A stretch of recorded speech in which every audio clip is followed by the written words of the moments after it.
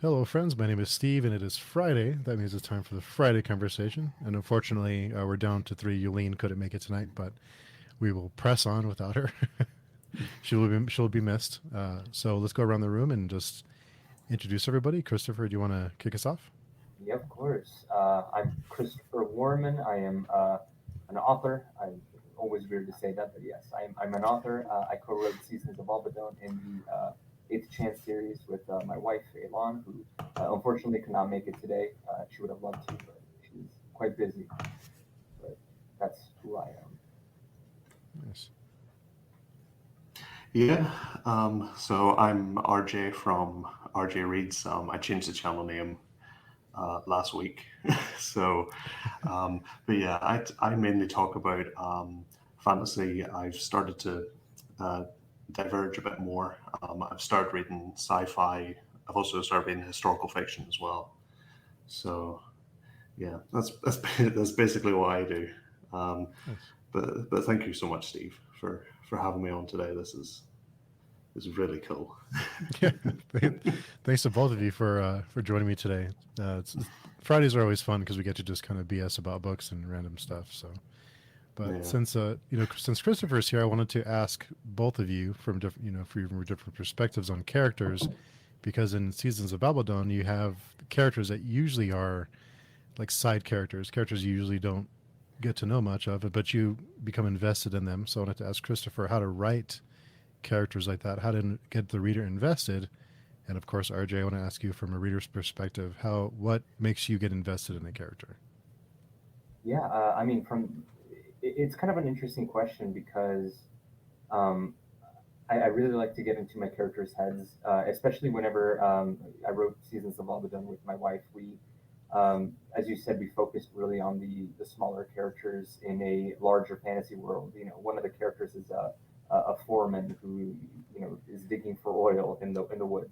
Another character is this one of the people that works for the foreman. He's an alcoholic father. It's all these smaller characters that make up this larger fantasy world. So we really wanted to hone in and uh, try to um, break down what makes each of these characters tick.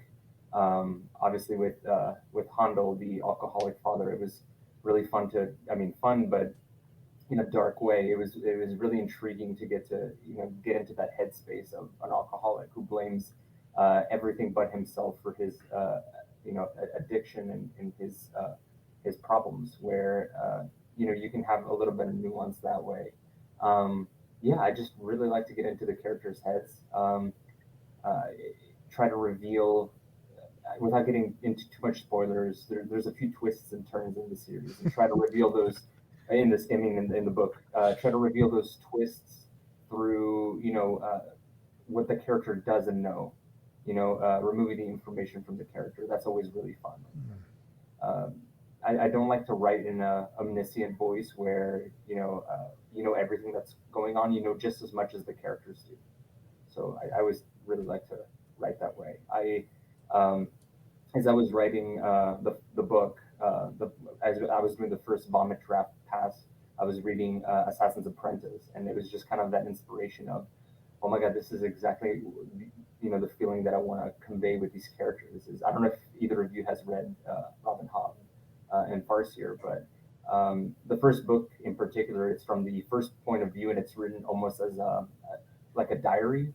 So we only know what the character knows, and we piece the information based on what the character gives us. So it's very much an unreliable narrator. Seasons of Albadone doesn't quite do that because it's written from the third person, but I try to convey that sort of unreliable narrator, especially with the chapters where you follow Hondo, who's an alcoholic. He's pretty much the most unreliable narrator that I've ever written, and as unreliable as it gets, really. Um, yeah, so that's pretty much how I like to write, just really getting into the psyche and the issues that plague certain characters. And RJ, what about you as a reader? What makes you get attached yourself to characters? Um, I would say this is actually quite interesting because I don't relate a lot to characters that much. Like on a personal or or an emotional level, really. You know, it takes like a really special character to get like really strong emotions out of me. So for some, like Christopher mentioned, Fitz from the Farseer trilogy, that would be an example of a character that that brings those emotions out of you because you're in his head, you know, with the first person, with you know, and what gets me related more to characters, or what interests me more in characters, is, are they an interesting person? You know, are they, you know, these in, if they're more intriguing, um, that's what gets me more invested in the character. You know, if they're complex and they have these deep emotions, and you know, as well, um, the way that they interact with other characters as well. You know, like dialogue exchanges are one of my favorite parts of reading fantasy. Is just seeing two characters interact and go against each other. You know, so Hmm. yeah, so that'd be something. Yeah, even as a reader, I think that that's one of my favorite things is especially when you see two different characters that seemingly they're from two different worlds, especially whenever you have different POVs, and then finally you see those characters interact.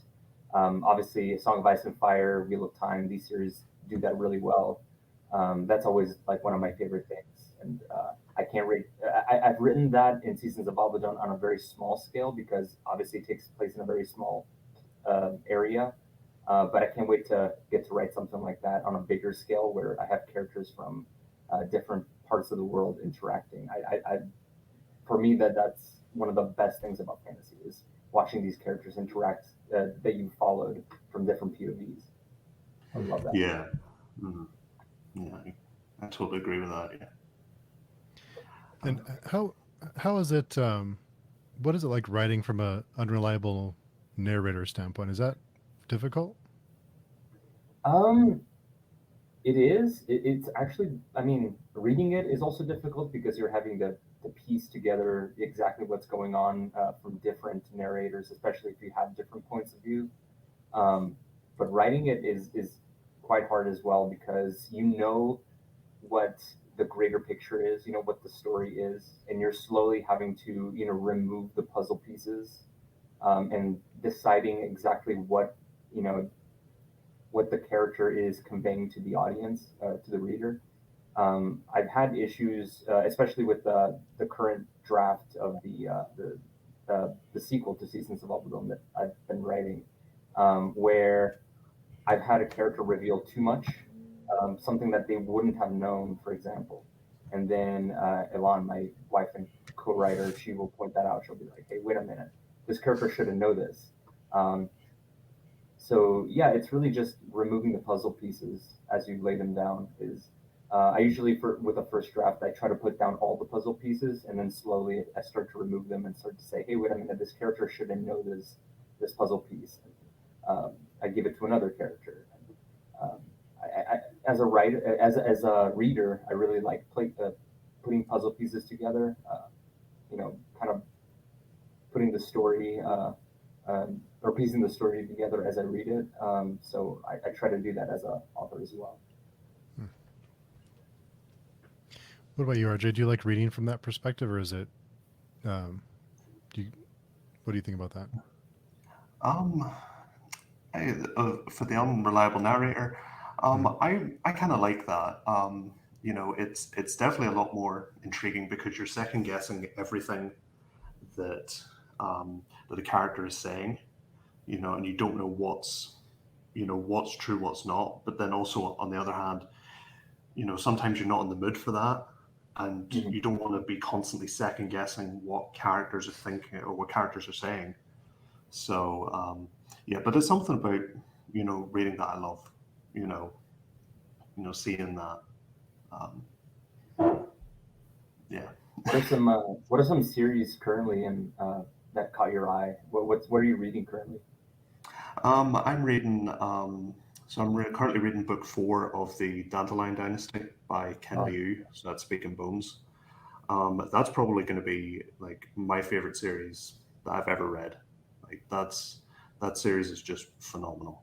Um, that's it on the read has list. like yeah, like Wall of Storms is my favorite book. It just has everything that I love about fantasy in it. It has, the action is very much a more, rather than like a Joe Abercrombie or John Gwynne, where you're in the mud for a lot of it. It's a lot more tactical, and there's a lot more bird's eye view, and that's something that I find a bit more interesting when it comes to action.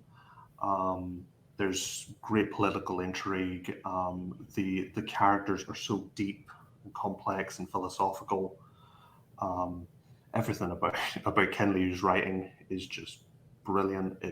The prose is, there's a certain magic to his prose that you just hear. He just writes a paragraph and you can dissect that paragraph. You know, it's Ken. I could talk about Ken Liu all day. He's such a phenomenal writer. I haven't read his short. Well, I've read two of his short stories, The Paper Menagerie and Good Hunting, and he's a phenomenal short form writer as well, which I think is a lot harder to do.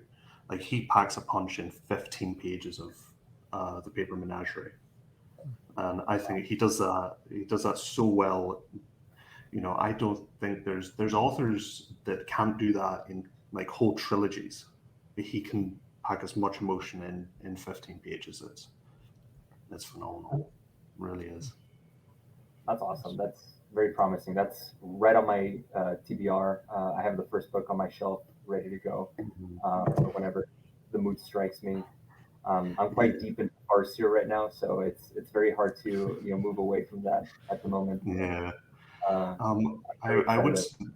yeah, I would say about the Grace of Kings is that it's very different from what you get in the next three books. So Grace of Kings is very much a prologue to the actual story, and is very much inspired by Chinese history as well. So like the Han Dynasty, it takes a lot of inspiration from that. So Awesome. it's a great series. It's a phenomenal series. Yeah, Yeah, it's up there. unfortunately, as a reader, I started reading really late with fantasy. I've only been into the. I mean, I used to read fantasy as a kid. Lord of the Rings. I was really big into Aragon, that sort of stuff. Whenever I was a kid, but I took a really long break with reading. It wasn't really my thing until I want to say maybe 5 years ago, and I really had a lot to catch up on. I read all of like Wheel of Time, A Song of Ice and Fire, all that. What they would call recommended reading, which that's debatable, but or not recommend. I mean like required. Some people would call it required reading, which I think recommended is a better word. I don't believe anything is required, but I have been reading through everything. So at the moment, once I finish Farseer, I'm pretty much free. With the big series, I can pretty much read whatever I want, which is I can read whatever I want right now. But I still haven't read Stormlight. I still haven't read pretty much anything Brendan Sanderson. So I don't know if that's Mhm. required or recommended. Yeah. I'm a little Yeah, makes two of us. Yeah, and then Alicia's here. I think there's her channel's coming soon. I think Alicia's channel is coming soon, so looking forward to that. And Drew's here. Happy Friday, everyone. Happy to see RJ on Friday Conversations. Yeah. And Yeah. Derry says, I think the unreliable narrator is easier for parents to read. We've had kids come home from something and tell us a story, and we think, what really happened? Mm. you got to piece Yeah. together what happened at school from the shrugs and the silences. Yeah. What you do at school? Nothing. Yeah. It's never nothing. So, Christopher, what made you get into fantasy 5 years ago? What was it that made you decide I'm going to dive deep into this? So this is actually it's very strange. So while I was at work, I was actually I would do like 2 hour commutes back and forth. It was horrible on the train, and I would just be on my phone playing games and all that. And then I don't know. Someday I was watching a YouTube video, and strangely enough, it was Daniel Green was recommended, and it was like a review of a Wheel of Time book, which I'd never read at the time. And and I just opened the book, the video. He was like a really small creator at the time, not really doing much. And for some reason, thank the algorithm that got recommended to me. And I watched the video and I said, "Oh, that sounds cool." So I just bought the first book, Eye of the World, and I read it on the train, and I started to realize, oh, that's a much better use of my time. 4 hours a day spent on the train. I might as well get some reading out of the way. And so I just compiled a TBR of everything that r/fantasy would recommend on their recommended reading lists.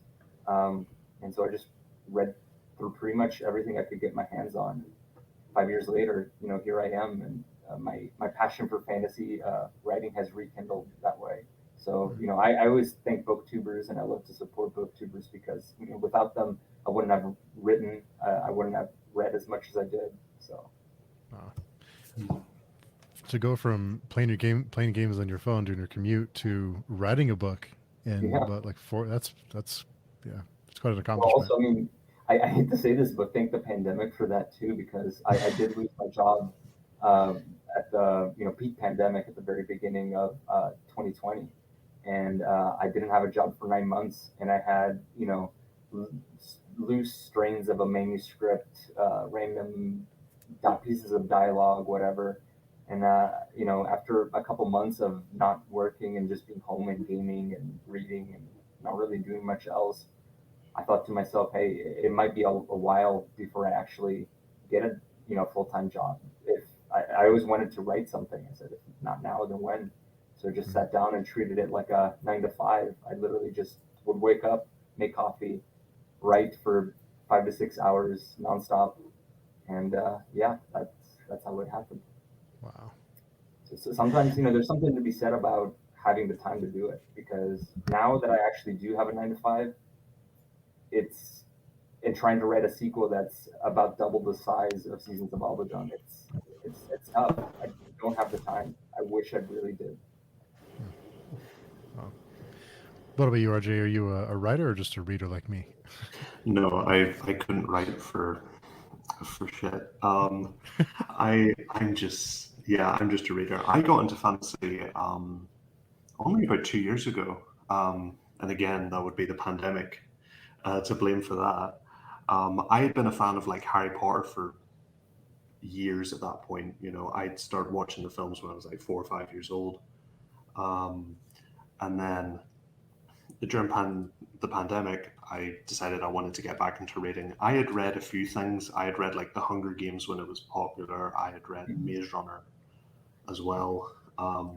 So I decided I wanted to get into adult fantasy for some reason. I had seen a Daniel Green video. I had heard about Wheel of Time, and other series like that. And the first series I decided to start was Mistborn because everyone was saying that was great, great series to start with. So I read The Final Empire, and the rest is history, as they say. Um, so yeah, um, What it's is been a the great journey so far. yeah? How long ago did you start having a channel? Is it pretty recent? I started in October of last year, um, but I was uploading like quite sporadically at that point. I think I've started uploading recently since like March of this year. That's when I've started to really, buckle down and try and upload videos on a somewhat regular basis. Um, because at the time I was just uploading whatever came to mind, and I was also very nervous about recording anything because I thought I was going to sound like an idiot. I mean, I kind of still do, but I'm You more got to get past confident that. idiot. Yeah. Yeah, that's the hardest thing about recording yourself. I've done it a few times, and it's just Mhm. I hate it. I cannot stand to see myself, so I can never do anything like that. Yeah, it's weird hearing your voice back for the first time.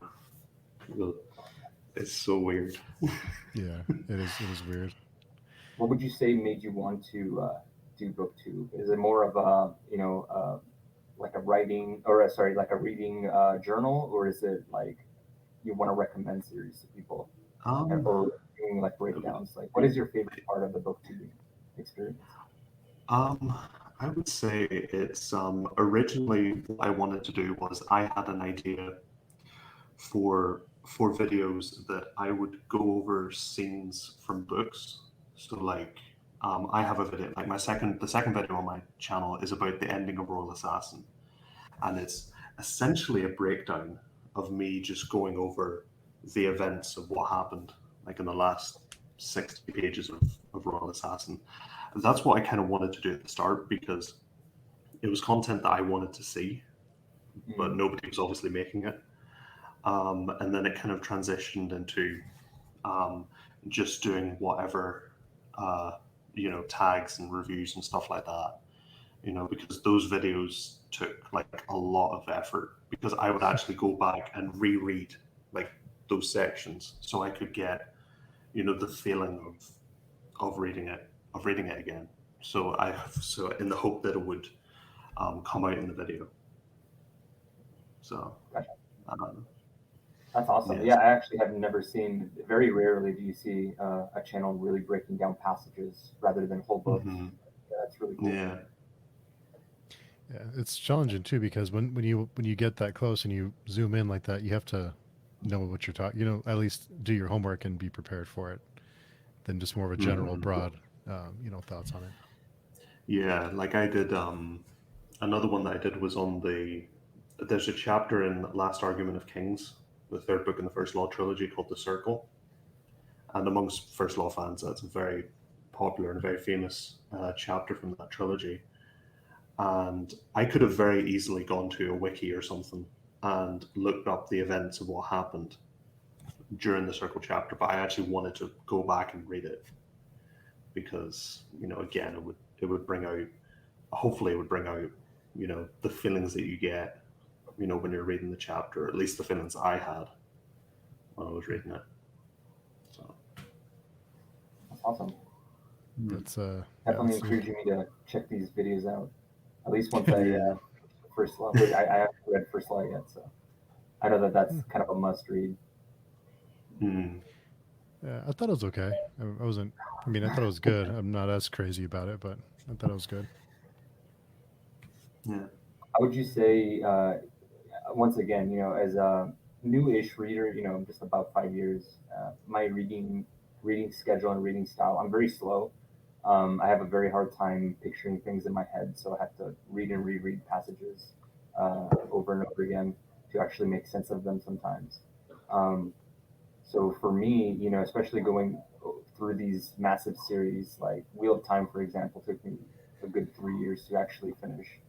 And that's 14 books. That's quite long. And in between, I would intersplice smaller books just to retain my sanity because I can't I can't do that. But I just wanted to ask both of you as readers, how do you manage these bigger series? Do you are you a binger? Do you read through everything, or are you more of a mood reader? What catches your fancy online, you just pick up and read, or like what's the method to your madness? I guess.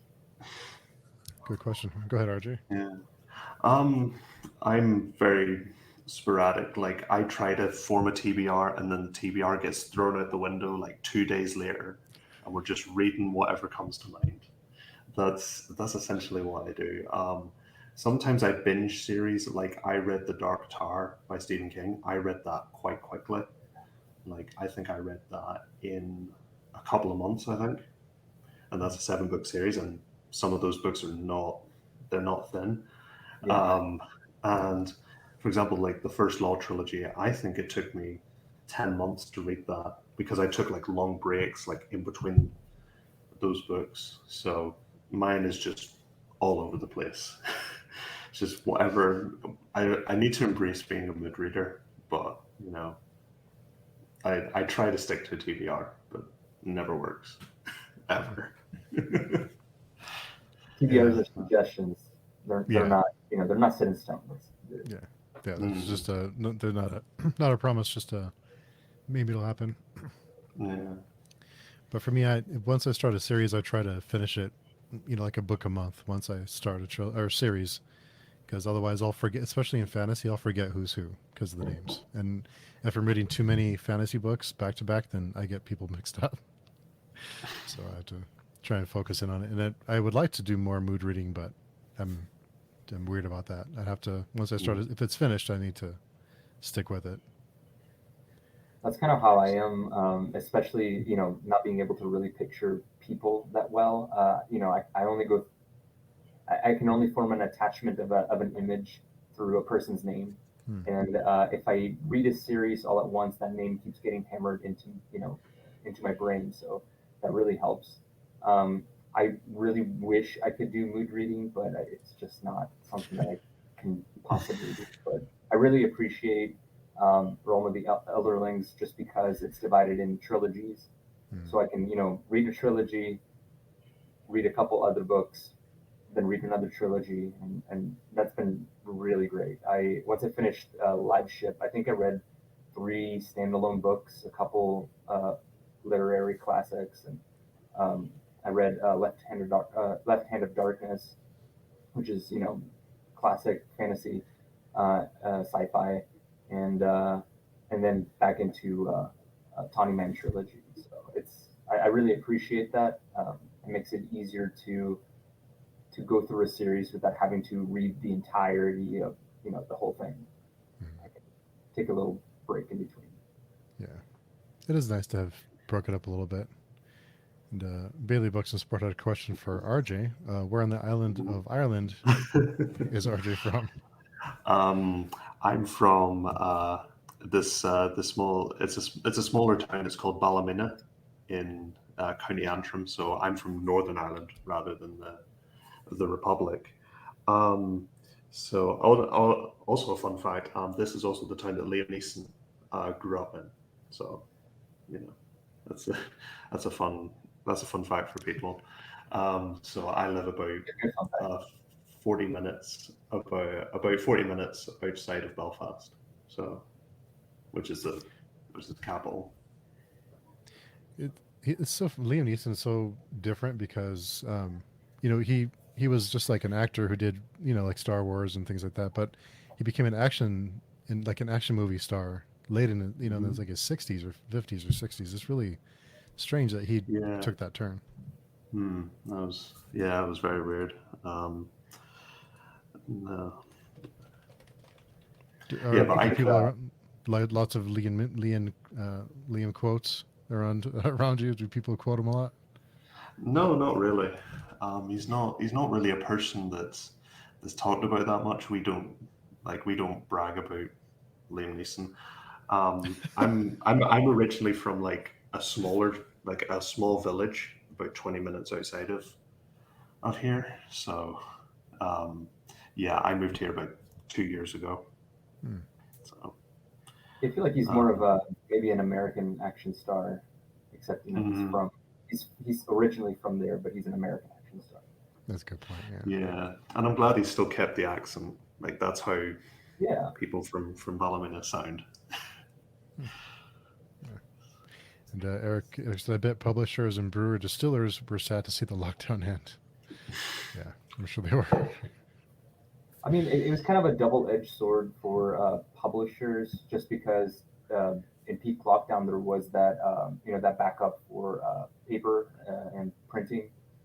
They were printing books much slower, and the costs were quite high, just because there were less people working at the prints, and there was the backup of supplies like ink and paper. So it was actually quite difficult for them. I think publishers specifically probably enjoyed it. Brewers, distillers, I'm not sure why they would be sad. I think I think people stayed home and I think that drank yeah, more. maybe that's what it is. Yeah, people drank more at home. Yeah, Yeah. I don't know if that Well, was the same in Northern Ireland, but in the U.S. probably uh, people drank at home more than they did. We're we're well known for our drinking. We drink a lot. That's a stereotype that's unfortunately very true. We do drink a lot.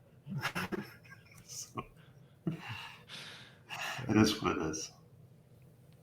I would say Uh, that that's true for a lot of places, honestly. Like the Mm, stereotype isn't there for the U.S., but I'd say the U.S. drinks quite a bit as well. yeah. mm, Yeah. Probably. And Alicia had a question, which is a really good question. Let me see. Let me go back up. Sorry. How do you get comfortable with filming yourself? I've been part of lives, and I'm more comfortable in that part than I'm part of it. But when it comes to filming myself, I don't know what holds me back. RJ, what do Yeah. you think? It's honestly, it's just doing it. It's just doing it over and over again. You know, the more you do it, the more you'll just get used to it. Um, like I feel like now I talk to my webcam as much, or probably more than most of my family members. So, um, honestly, is just repetition. It's just keep doing it, and eventually you'll just get comfortable with it, and it's second nature to you. You know, Mhm. it's no. I'm sorry I don't have like a longer answer to that, but it's in my experience anyway. Yeah, It's that's how I got used to it. and I think lives really help out live streams Mm, because you don't have the. I think it's easier to relax because you know you can't edit it out later. Because when you rely on it, because editing is nice because you can edit out all those mistakes and you can rephrase things on the fly. But when you know you don't have that, like now, you have to kind of be more careful with your words and kind of think things through a little bit more, kind of speak, because you can have editing kind of like as a crutch. It is hard to edit yourself at first because it seems weird mm. staring at yourself and all the weird noises and things all the stupid things you say. But but you just kind of it's one of those things where you just kind of let it go and just stop caring as much. It does take some time though, definitely. Yeah, yeah, like I'm a I'm still a dumbass, so I just embrace it now. So Yeah, so if I say something dumb, you know what? It's out there. Don't care. yeah. You know. Yeah, you just have to get to that point where it's like, well, yeah, I said it, so whatever. Mm. Yeah, It's Well, fun. lots of silly things. I'd It's say with funny to think lives, back on. yeah, I'd say with lives, the benefit is that you can bounce off of each other as well. Mm. Yeah. Um, Mm. fill those silences and all that kind of stuff. I used to have this is a little bit of lore. I used to have a semi-successful music reviewing channel Wow. that used to give me quite a bit of anxiety, and I ended up Mhm. deleting it just Mm. because it was years ago, and I just didn't like to scare myself. The idea of being um, online that way really freaked me out. So it's not for me. I know it isn't. Now I just kind of do the occasional video. I have more of a meme parody channel. I've done some booktube parody videos and some random one-offs. I'm more comfortable with that just because the format is a little bit more jokey. I don't take myself very seriously, but yeah, as someone who professionally edited. I used to be a professional editor. I still kind of am, just on the side. But I used to actually that was used to be my full time job, and I used to edit vlogs and Mm. promotional videos for other people, and it was a nightmare sifting through hours of just people just staring at the screen, cutting all the ums, and I just couldn't do it for myself. It's just not.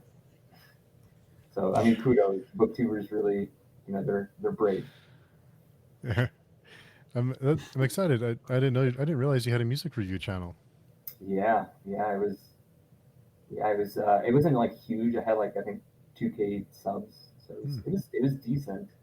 And yeah, it kind of fell apart. Mm. Yeah, yeah. I used to watch all those, like in the rock and heavy metal scene. I used to watch like all those music reviewers back in the day. You know, because I was when I was getting really big into that. Um, those guys were helpful for the most part. Now I just don't care. I'll listen to Hmm. whatever I want. Really. Yeah, Yep. I still listen to a lot of music. I just part of it was also I just really didn't feel comfortable being a reviewer. While I used to be in a lot of bands as well, and we were trying to like Hmm. put out music. I didn't feel comfortable being a reviewer and Mm. you know making music as well. It just didn't feel right. And even now, like as an author, I really don't feel comfortable ever doing a serious booktube channel where I'm reviewing other people's work. Um, I, I'd say, leave reviewing to reviewers kind of thing. That would be tough, and I wonder about that too as an author. If because if you read a book and you don't enjoy it for whatever reason, if it's just done right, just not for you, then it must be a strange position to be in because you're kind of in that circle. So is that strange? Yeah. Well, I mean, obviously, knowing what's bad is very easy. You read something and it's bad. It's that's an easy call. But for me, for general, like I do have a Goodreads page, and I find it very hard to rate anything below a 4 star, just because it's I can write that. I'm reading even the worst books from the Wheel of Time series that are very often reviled. I just can't bring myself to hate them just because I can do it. It's hard as an author. Actually, there's a quote by I don't know if you're familiar with the duo. This is neither here nor there, but they're a music duo, 100 Gex. They do very wacky, very weird type of glitchy music. But one of the two, they had an interview with music review site Pitchfork, and they have this weird take on appreciating music, that anytime they listen to a song, they think to themselves, if a friend of mine said, "Hey, I made a song, can you listen to it?" And this was the song that they gave me, I'd probably be impressed, even if it was a song by like a awful pop song. If a friend of yours gives you a book, and it's usually a book you wouldn't like, but you read through it and you think to yourself, "Oh, my friend did this," it's still impressive. And that's kind of how I see, reviewing books and music as a creator, as an author, as a musician, is if a friend gave me this book, I just it wouldn't feel right to give it 1 or 2 stars, just so I just don't. So I just don't review. I don't know if that means anything to you, but as an author, I find it very hard to be harsh. No, it makes Yeah. sense, and it's to not be so critical, I guess. Yeah. I always try to find something to love, but then again, I do have a few 1 and 2 star reviews on my Goodreads. One that's infamous. There was a guy in my neighborhood here in Los Angeles who left copies of his book on the windshield of every car Wow. in the neighborhood.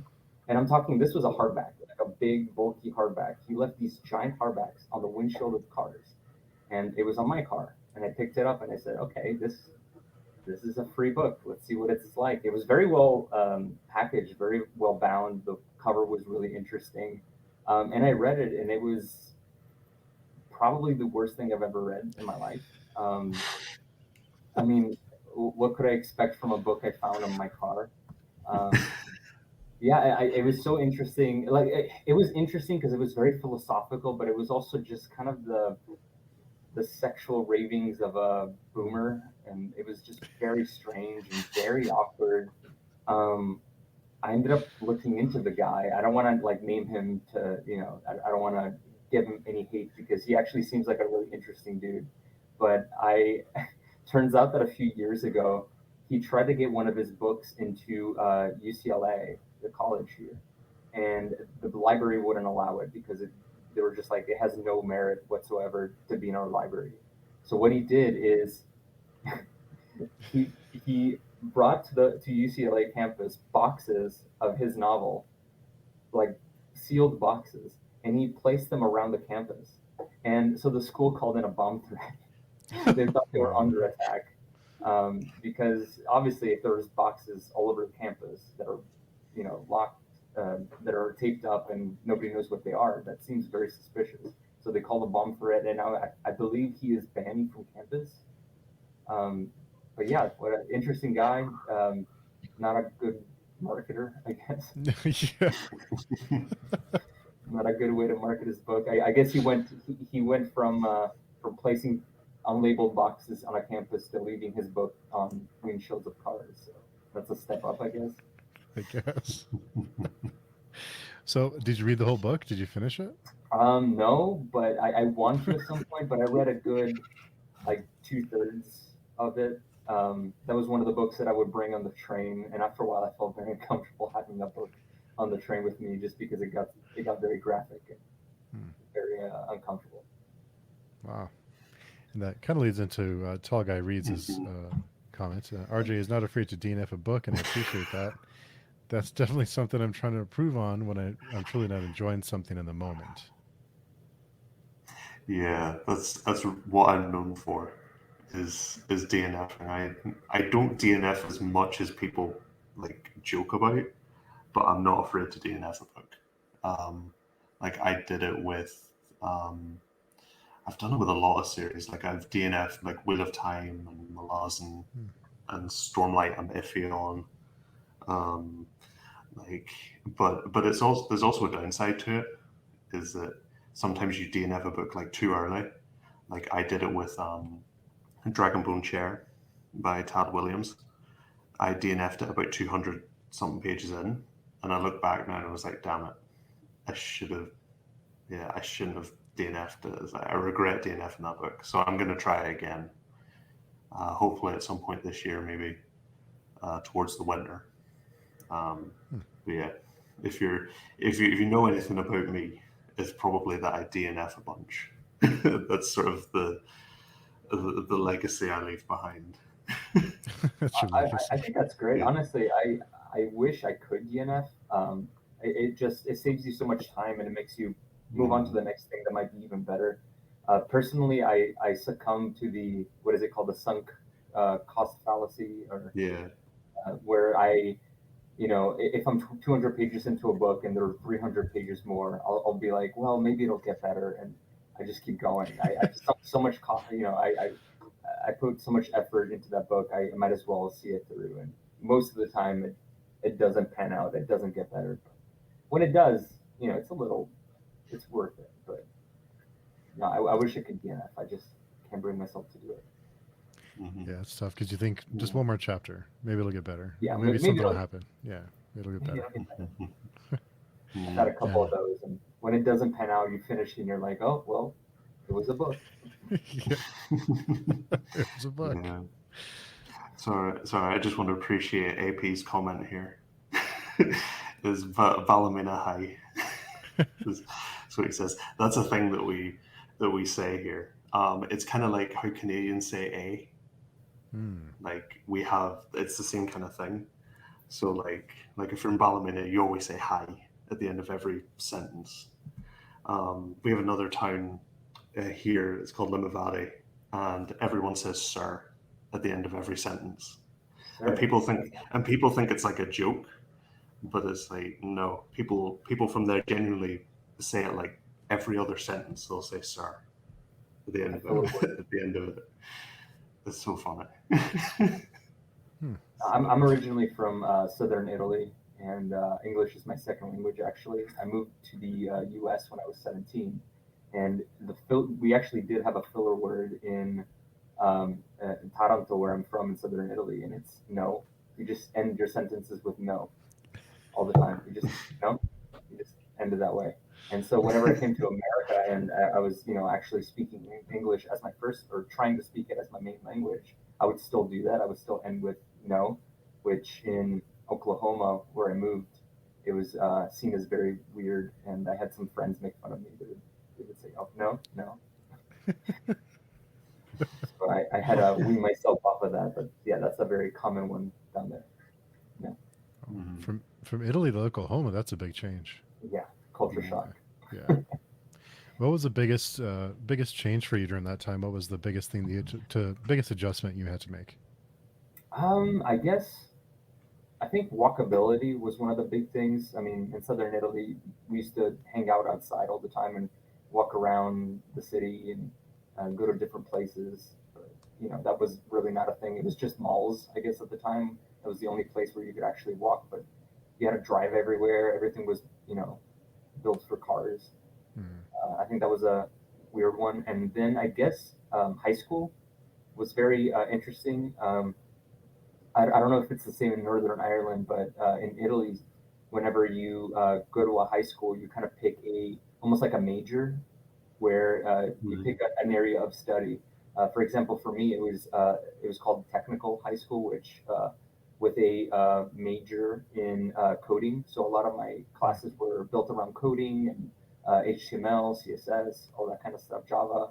Um, whenever and engineering, that was kind of a part of it as well. So we did a lot of like CAD and all that kind of good stuff, technical drawing. So even the math classes were built around that sort of stuff. Coming to the U.S., high schools are, for the most part, unless it's a private school, they're pretty general. So I went to high school in the U.S. and they were still like doing things that had done in middle school. So it was a little jarring. It made things a little easier. Like, oh, I've already done all this. Yeah. That's interesting. What about the food? Was it a big difference with the food? I mean, yeah, Yeah. that's huge.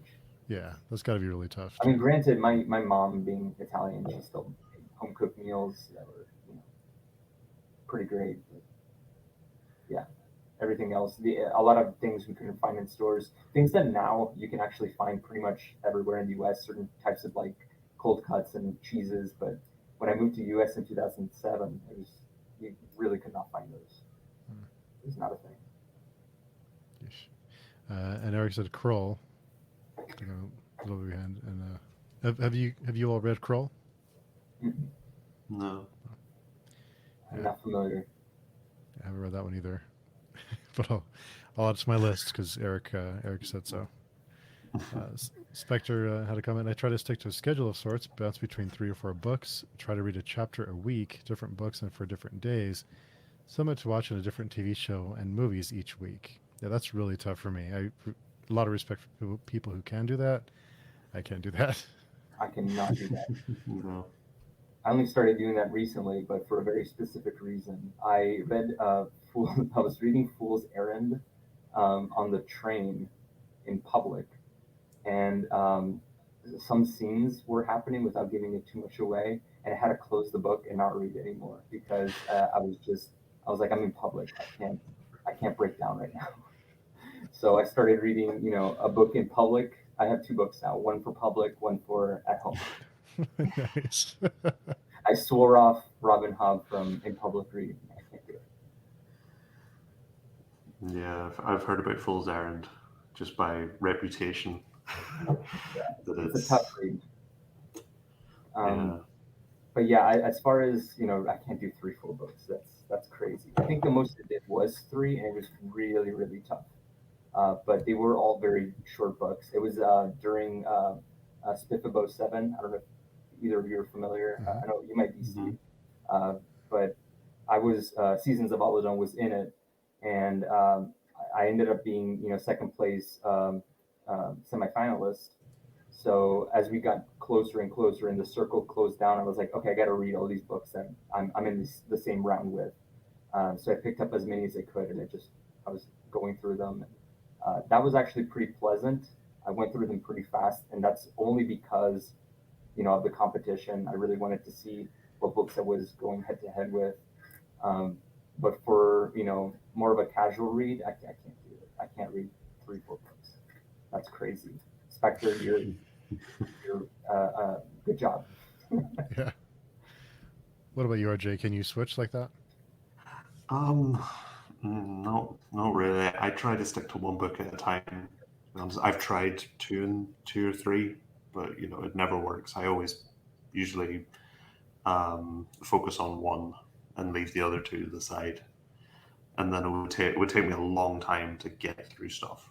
So yeah, I tried to. I've started doing one on audio as well. I'm Hmm. trying to get into audio a bit more, so I can do one on physical and one on audio pretty easily. I'm trying to get better at that. You know. I And have a really hard time focusing on audio. I've tried a few. I think the narrator really needs to catch my attention. I did what was it? Fifth season on Hmm. audiobook, and that was great. Amazing, Hmm. amazing reader.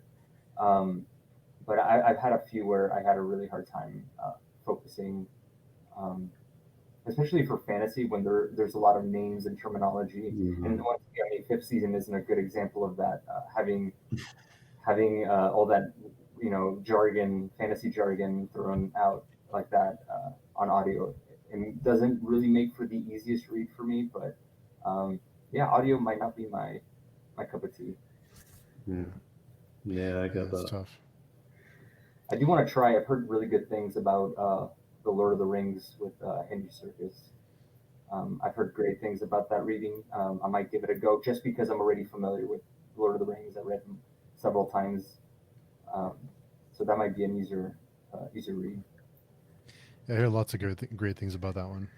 My whole family's been listening to that one, so everybody Nice. loves it. And Darius said, as far as stereotyping, one of New Zealand's iconic songs is "Bliss," with the lyrics "Drink yourself more bliss, forget about the last one, get yourself another." Yeah, that sounds about right. And Darius, RJ, you're too young to be allowed to I'm say too, "back in the I'm day." too young. Apparently, I'm too young for that. Wow, that back in the day comment really struck a chord with some people. Yeah. Yeah. Spectre says, "Don't feel bad, RJ. I'm 47, still not allowed to say back in the day." Fair See, enough. whenever I say back in the days, I was referred to whenever I was in Italy. So I'm like, back in the day, it was a different Yeah. country. I can say Yeah. that. Probably Yeah. feels like a lifetime ago. It Really. does. Yeah. It really does. Brandon, I'm 43 and I get made fun of from my teenagers when I use the phrase "back in the day."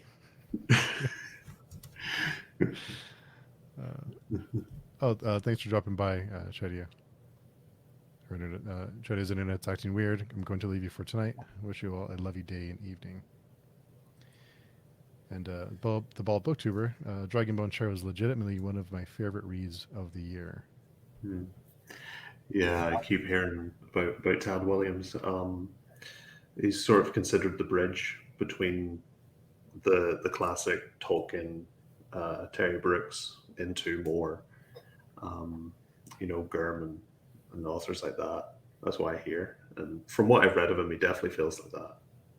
Definitely feels like a bridge between the two.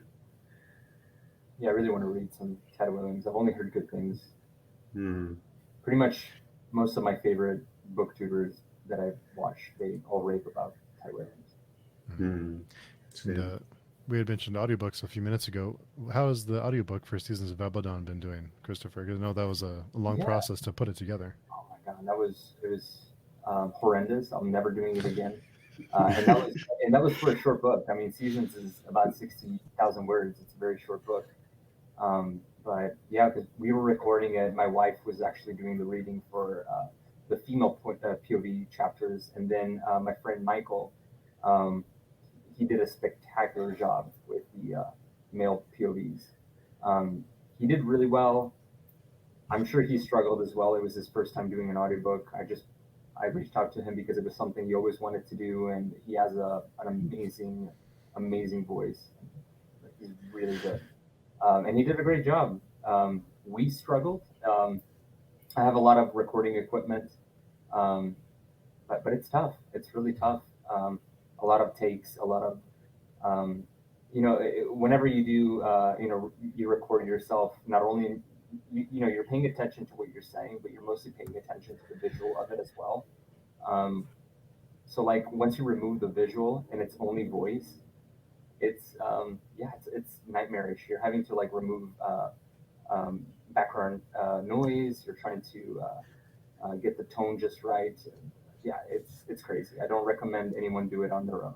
I really don't. Even though my wife, she did an amazing job.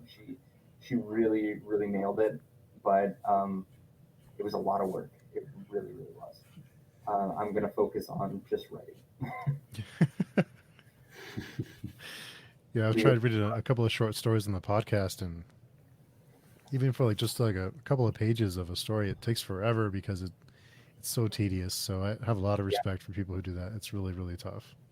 yeah. Well, also, I mean, we would just do like 1 or 2 pages at a time because I mean, you're doing them so many times and doing several takes, and by the end of 2 pages, your voice is fried, or her voice was fried. So we had to take it 2, 3 pages at a time, and the process is so slow. I'll leave it to the pros for the second book. Yeah. And there's a hardback copy, right, of Seasons that's available now with the map. Is that right?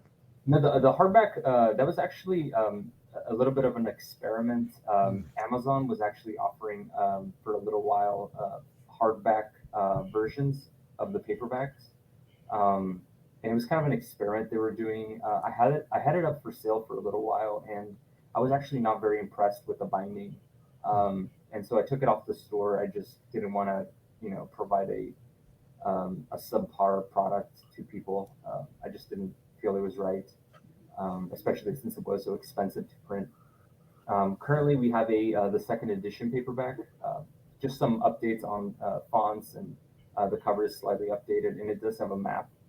The map maker Dewey, he's on Twitter. He's pretty big in the map making community, and um, yeah, it was fantastic. He did a really good job. And RJ, do you refer to maps when you're reading? Do you look back on the map? Um, Not really. No, I don't. I try not to do that because I feel like it takes me out of the story. It can do that very easily. Um, but if I'm like usually I'll read the map beforehand, and then like if there's multiple countries, I can get the gist of the countries, and just so I know the names beforehand, so I'm not going, what the hell's that, you know, when you're reading it. So yeah, that's what I do.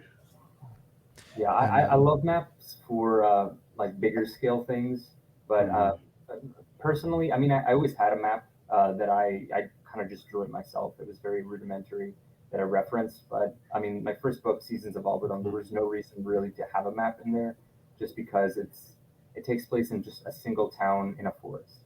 So what's the point of having the big scale of the world and reference points to other things? But now that the mm, second book is about to come out, uh, or we're finishing up the second book, it makes a little bit more sense to provide that map, just for the context of this takes place in a completely different area of the world. So I think it's important to have that context. But I like maps. I like to look at maps. I don't reference them as I'm reading. So I'm with you. I usually just open the book, look at the map for a couple minutes, and it's nice. I know that there are mm, people that really love maps and really love referencing them. So that's why that's why I included it in the second edition. Um, Also, I really appreciate transparency with readers. I have reader polls every now and then with preferences on fonts, preferences on personally, I never reference, what are they called? The addendums at the end with pronunciation and specifications, all that kind of stuff. Ars Arcanum, like Brandon Sanderson does, where he has all this like magic stuff and runes and whatnot. I never reference those. I never even look at them. But I did have a poll for people, asking people if I included that in my book, would you actually reference it? And the vast majority wouldn't. I think most readers don't even look at those, honestly. uh, So I don't know. I just keep it to map and story. Make it simple. so I always wondered what how much information do you have to bring to a map maker to make the map for your book? Is it a lot of detail you have to give them, or do they just fill in the blanks, or how does that whole process work? So personally, I had a very detailed map. I love map making, not professionally, but I was as a kid I was drew maps of everything. I used to copy like Middle Earth, like the maps of that. So I love that sort of stuff. So I did have a map to reference for my writing.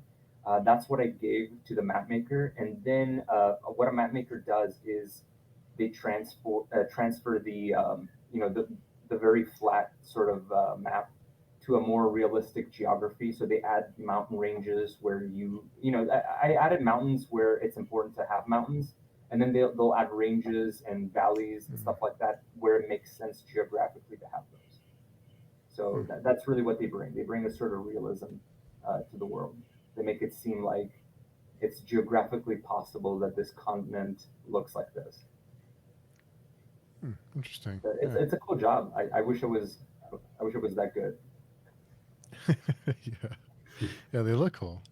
Inspector had a question. How do you know when a book is safe for public reading? I'm assuming this is for me to answer, but honestly, any reader can answer this as well. If a book is Mm. good enough to read, it's safe for public reading, and that seems like a simplistic answer, but like personally for Seasons of Albadone, I we went through three different editing passes ourselves, and it was sent out to readers. Once the readers read it and they barely have anything to say, most of the reader notes that we did receive were just a couple minor plot holes, or one of the big ones was I had currency, gold currency in the story, and some of the things that currency could purchase didn't really make sense based on other purchases that were made. So they wanted a little bit more specification of, oh, what is this currency worth in the world?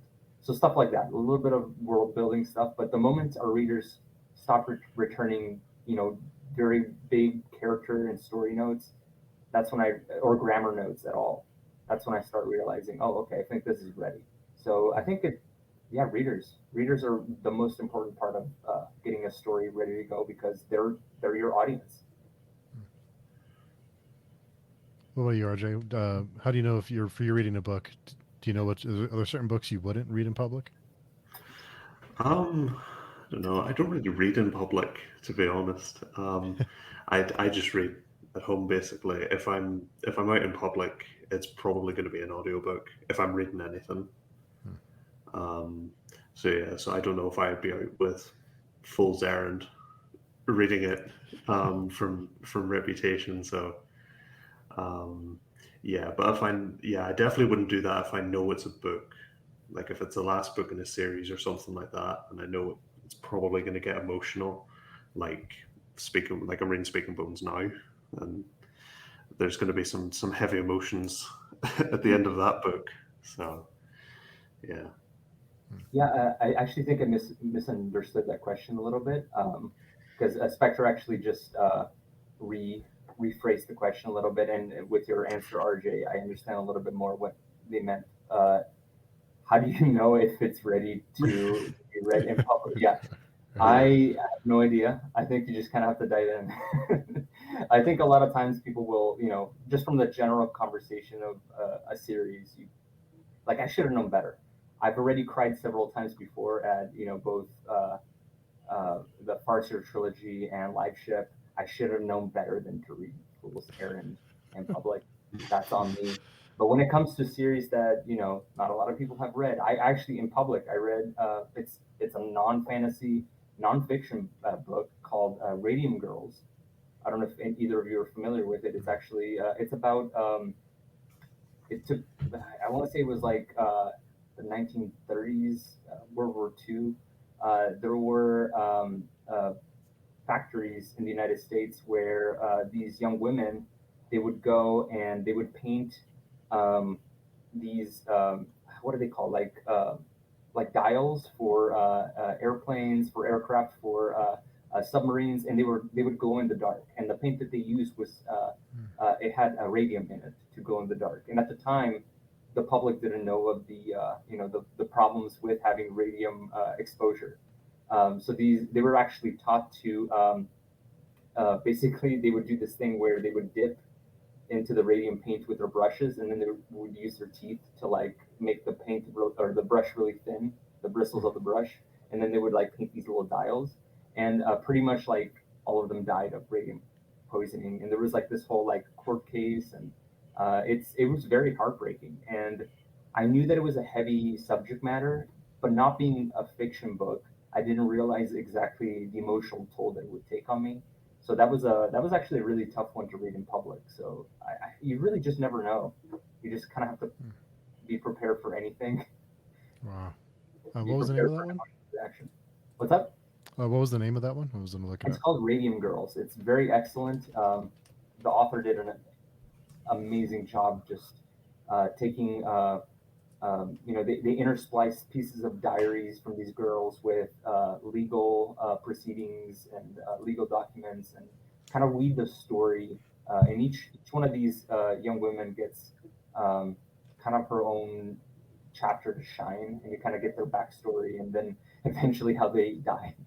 So it's very dark. It's very grim. Yeah, no, it's a pretty rough read, but very good, very good book. And Critical Dragon is going to sleep. Good night, AP.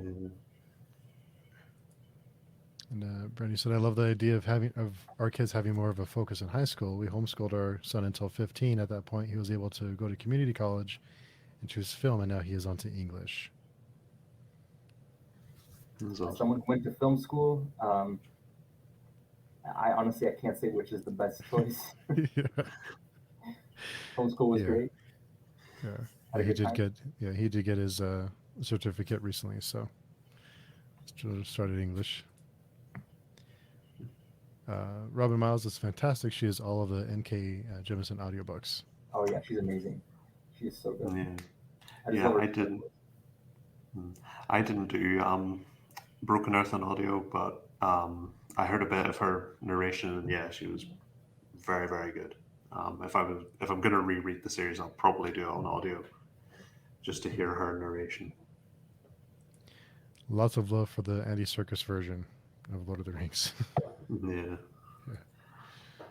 Yeah, Hey, Shad. that's a series I need to return to is Broken Earth. I only read the first book on audiobook, but I would really like to get through the rest. yeah.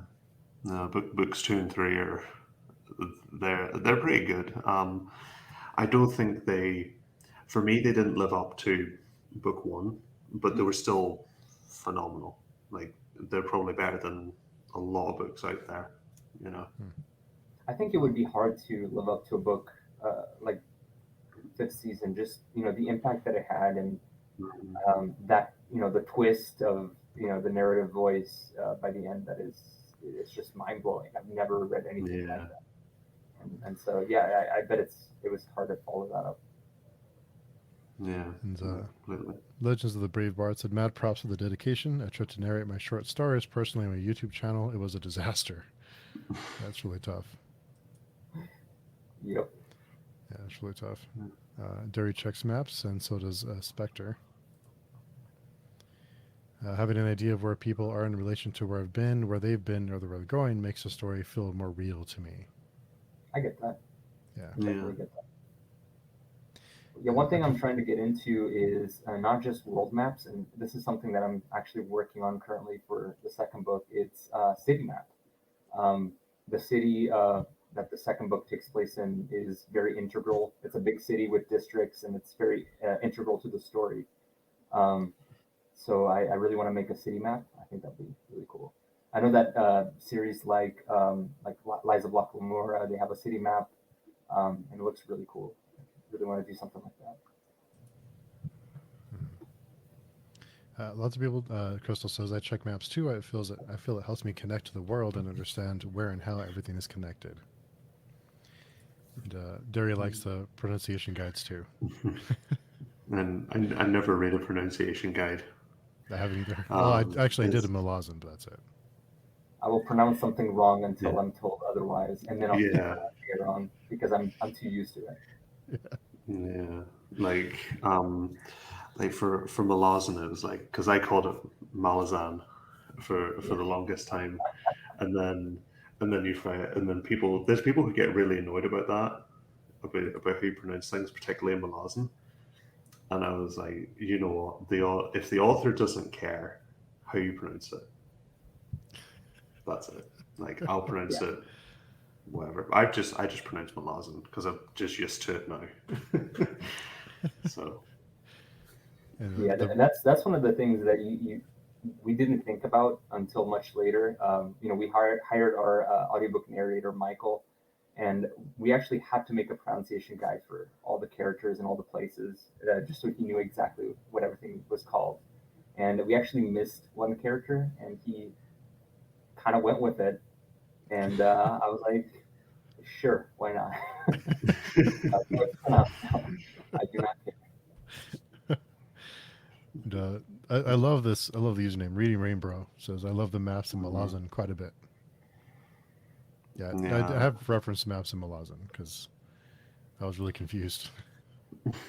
Yeah, I haven't read Malazan, but I know it's pretty sprawling, right? It takes place in Yeah. very different locations, correct? Yeah, Hmm. lots and Yeah. lots of characters, I but bet that would help. yeah, but the community, the Malazan community has been really great with helping us. So we've had some live streams about discussing it, and all the people have been really helpful. So it helps out because it's Yeah. confusing. I'm still confused. it's, it's a very confusing series. Yeah. Yes. How many So, books did you get in, RJ, before you DNF'd? I got to Midnight Tides. I started reading that, and I'm like, I realized that I was starting to almost dread reading it, and then as soon as I realized that, I was like, it's over. So, Yeah, you never want to feel like that. yeah, but I love like Dead House Gates. Like Dead House Gates, I genuinely think is phenomenal. Like I love that book still, and even Gardens of the Moon, I really enjoyed that. Um, but yeah, but books 3 and 4, I think it started to slip, especially book 4. I wasn't a big fan of that. Outside of like part 1, um, yeah, part 1 and part 4, but parts 2 and 3 were just nah. I couldn't do it. Have you read Wheel of Time, RJ? I've read again up to book 5. Yeah, my I opi- my figured that. opinions my opinions on Malazan and Wheel of Time are somewhat similar in the fact that I love the first 2 books. Book 3 and 4 it started to slip, and book 5 I was done. So Okay, it because follows I a feel very like very similar I feel pattern. like early Wheel of Time 4 and 5 might be my favorites actually, and then after that is where it started to lose me a little bit. I was like, Mm. no, I just gotta keep reading because I know they get good again, and it did. 11 and 12 are some of my favorite fantasy books ever. Hmm. Mhm. And Yeah. Scott the Bald Booktuber said Queen Hall is safe for me to read in public, but that's only because I have a black heart. I am soulless. So I speaking I I of feel that as well. yeah, so Oh, speaking of Wheel of Time, and last time we talked, it's been almost a year, I think. Or no, it's been about 9 months or so, Christopher. Last time we talked, yeah, um, yeah, and it's been a little while. and we talked about a little bit of the Wheel of Time adaptation. I wondered how did you feel about it now that it's first season's over? Oh, this is gonna be controversial. I'm just kidding. I actually was very happy to be invited to the premiere when it premiered here in LA. I watched it on the big screen, the first 2 episodes. And, that was a really good experience, just because it was a lot of fans. The excitement was very high. Um, I mean, then it came out on TV. I watched it with my wife, and she actually doesn't know much about the Wheel of Time. She didn't read the series, and she actually really enjoyed um, um, the TV show. As as someone who read the books and actually finished A Memory of Light. Wow, I almost forgot the title. I finished the final book, I think a couple months before the series aired, um, and I thought there were really good things that the series the TV series changed, but there are other things that I really missed. I think one of my favorite parts of the first book in particular is um, just how much the main characters are referred to as like country bumpkins. They're Hmm. they're clueless about the world, and I almost felt like the series made them a little too cool. They're not as lame as I wanted them to be, because like I don't know, they're so lame in the first book, really, especially on reread, and you can compare them to where they end up and how badass they are by the end. But if you start your series with the characters being badass already, it's really hard to go up from there. And yeah, I think that that's my biggest criticism. Hmm. Did you watch that adaptation, RJ? Did you watch Mhm. the? Yeah. I did, yeah. Um, I was I thought it was okay. Like I enjoyed a lot of it, apart from episode 8. Like most people, I thought this is a dumb way to end it, but whatever. But I enjoyed it. Like episode 7, I really enjoyed as well. For some reason, I kind of enjoyed that episode. But overall, like I was I was fine on it. I'm going to watch season 2 because I get naturally excited for adaptations anyway. So like when Hunger Games came out, I had read the books before the films had come out, so I was like very excited for those films. And Maze Runner was the same. The last few Harry Potter books as well. So I just get naturally excited by adaptations. At the end of the day, the more fantasy TV is good. Mm-hmm. Yeah, I just love fantasy TV. Yeah, we don't have a lot of it, so it's when we get something, it's always exciting. Mm-hmm. And our friend Johanna's here. Hope you're having they've been traveling lately, so thanks for hopping in. Hey, Joanna. I love Joanna. She's so good. Yeah, she's brilliant. Yeah, she's one of the reasons I decided to dive in headfirst into that series, just because her and Philip Chase they're really passionate about it. It's like, oh, I want to see what all the fuss is about. Yeah. Are either of you excited about the new Lord of the Rings adaptation? Speaking of adaptations, yeah, I'm excited for it. I think the big thing is that it's not directly tied to like a book, really. So they have a lot more room to play around with for Rings of Power. So I'm cautiously optimistic about it. Yeah, same. I mean, once again, the more the merrier for fantasy adaptations. But yeah, I think it looks good. What they've shown so far, the teaser that dropped today was really fantastic. Honestly, I love the way the orcs look. The world looks really fleshed out and really well made. It looks very quintessential fantasy without borrowing too much from the Peter Jackson films, and which I appreciated. They're trying to do their own thing while keeping that sort of spirit alive, that high fantasy spirit alive. Yeah, I'm very optimistic about it. I think it'll be pretty good. the look of the orcs was one of the things that appeals to me, because it wasn't a bunch of CGI. It seems a little bit more practical, which made the orcs look better. Dory said, I like seeing adaptations too, but the excitement has turned now to worry the older I've gotten and the more adaptations I've seen. Yeah, I feel like I might be starting to go that way as well, but I'm going to try and keep the excitement for as long as I can. So Yeah, especially with there's it's not even a very recent phenomenon, but there have been many series more recently than ever. But even Hobb has done it. Even Erickson has done it, where the writing style is a little bit hard to adapt. I just can't see a Elderlings adaptation just because of that first person point of view and that unreliable narrator. And we're in Fitz's head so much that I don't think it would translate very well on screen. You lose a lot of personality, and by what I know about Malazan, and how sprawling it is and how poetic it is, I just that's another adaptation I just don't see happening. And I know that there are a lot of books, especially in the independent scene, but even some bigger titles that I don't know how they would go about that. Something like the fifth season, for example. I know that there are talks of adapting that, but I don't see how that could be possible, just based on the way that the narration is in the first book. And part of the appeal and the twist of that book is the narration itself, the fact that it switches tone of voice. I don't see how that could be adapted. yeah, I definitely think I think it would actually be easier to adapt Malazan than it would Farseer.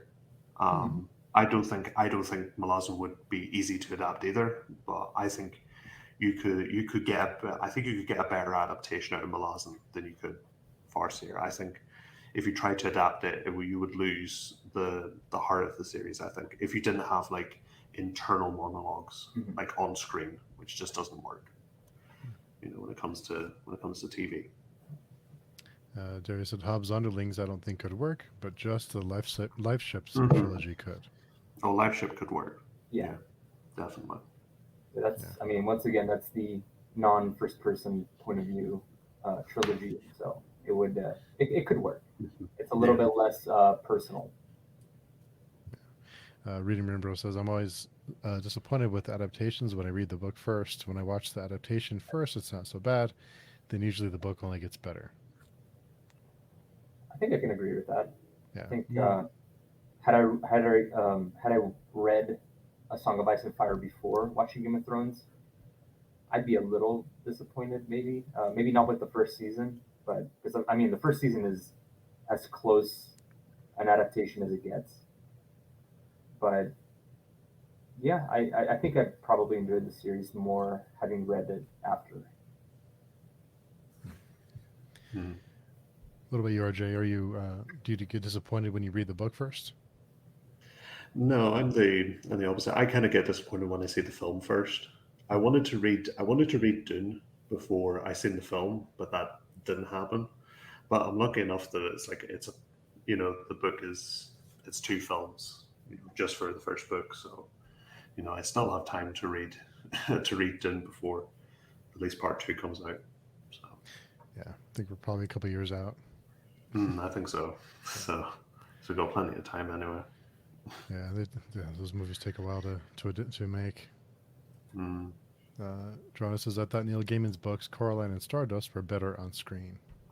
100% agree with that. Yeah, I've only ever seen Coraline.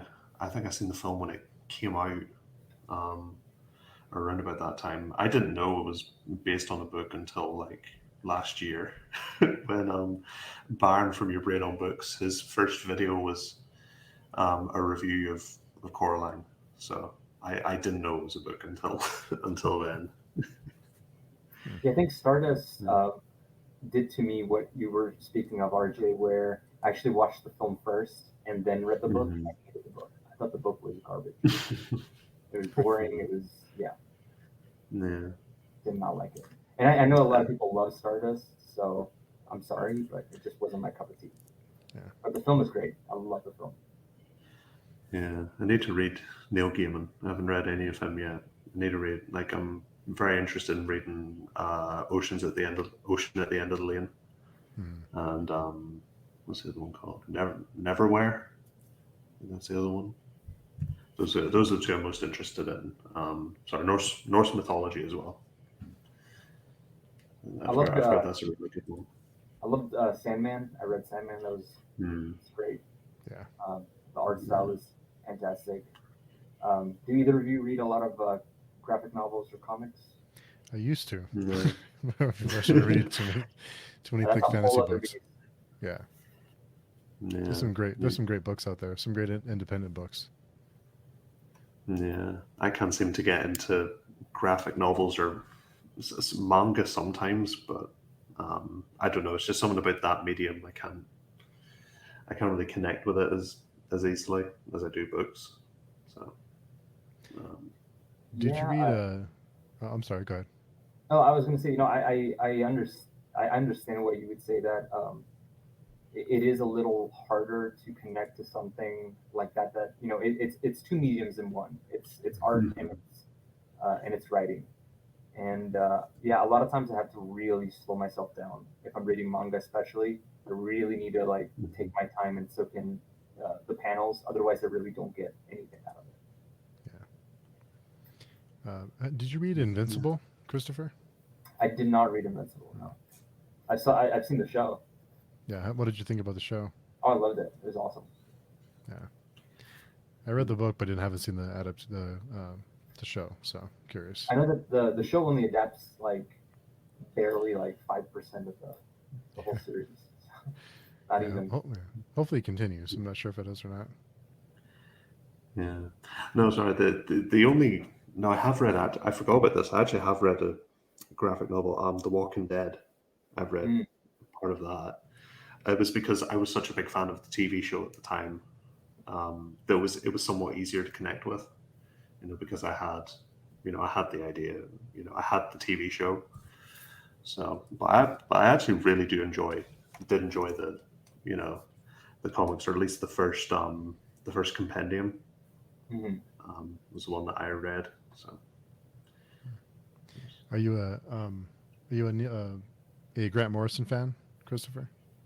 No, not really. Well, I haven't read much of his stuff. I read a lot of Alan Moore, Oh, more yeah. than, yeah, but yeah, not much Grant Morrison. Yeah, Gaiman has a bunch of adaptations. And the Sandman show starts August 5th and looks amazing. Oh yeah, That that's true. that That is coming yeah, that out. wonder how that's going to be to adapt. That must be kind of tough. Mm, Yeah, they have to. It's such a uh, visually appealing graphic novel that they really need to get really creative with it.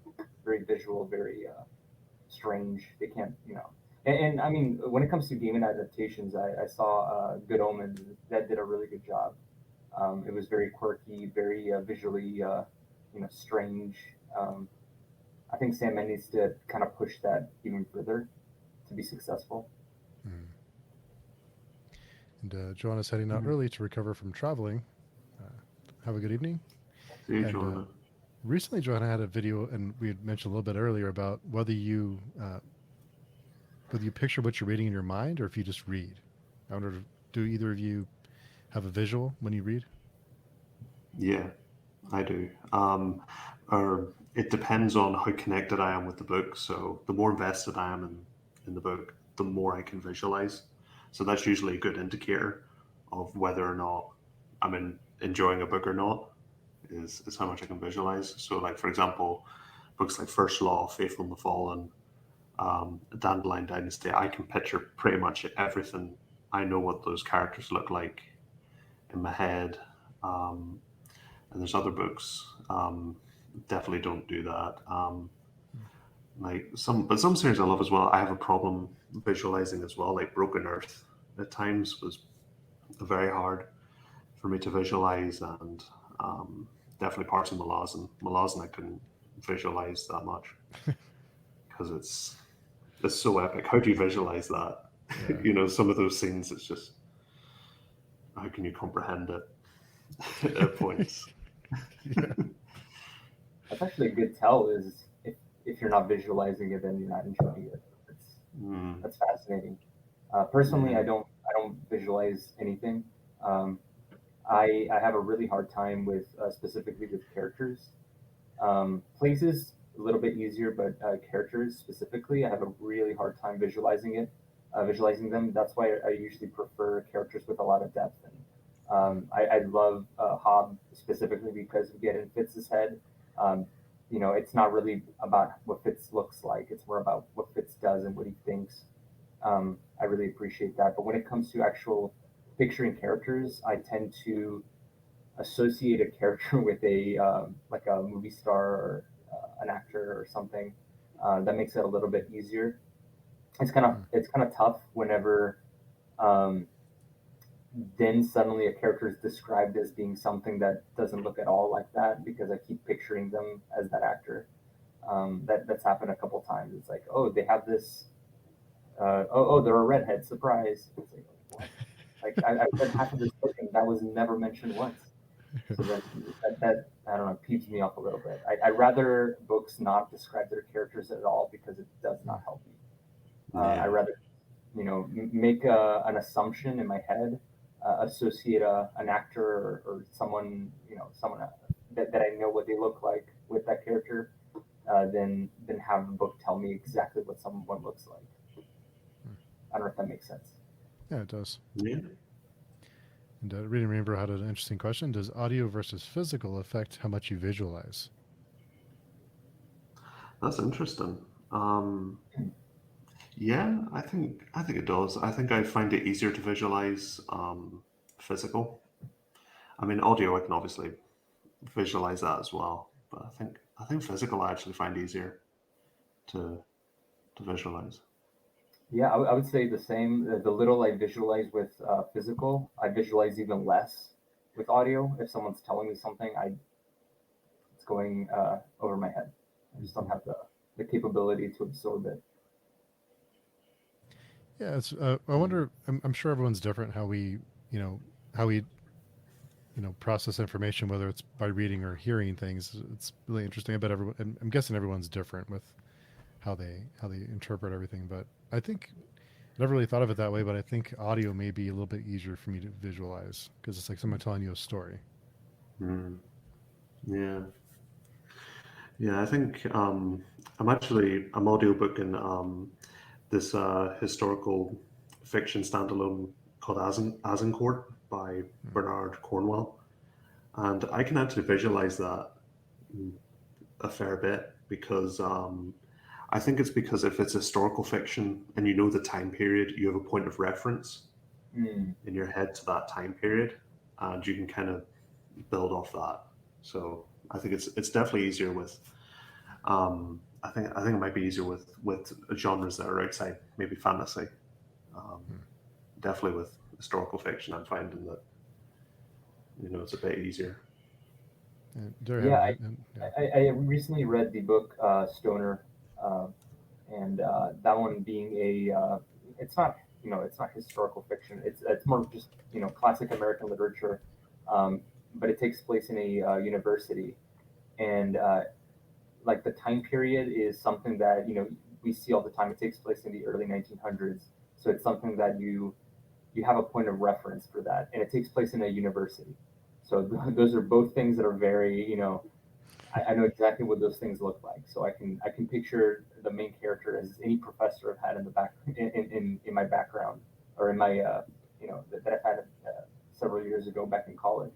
So that's an easy one to do. But yeah, fantasy. Whenever I have to, especially something like I read Way of Kings early this year, and I thought it was really good.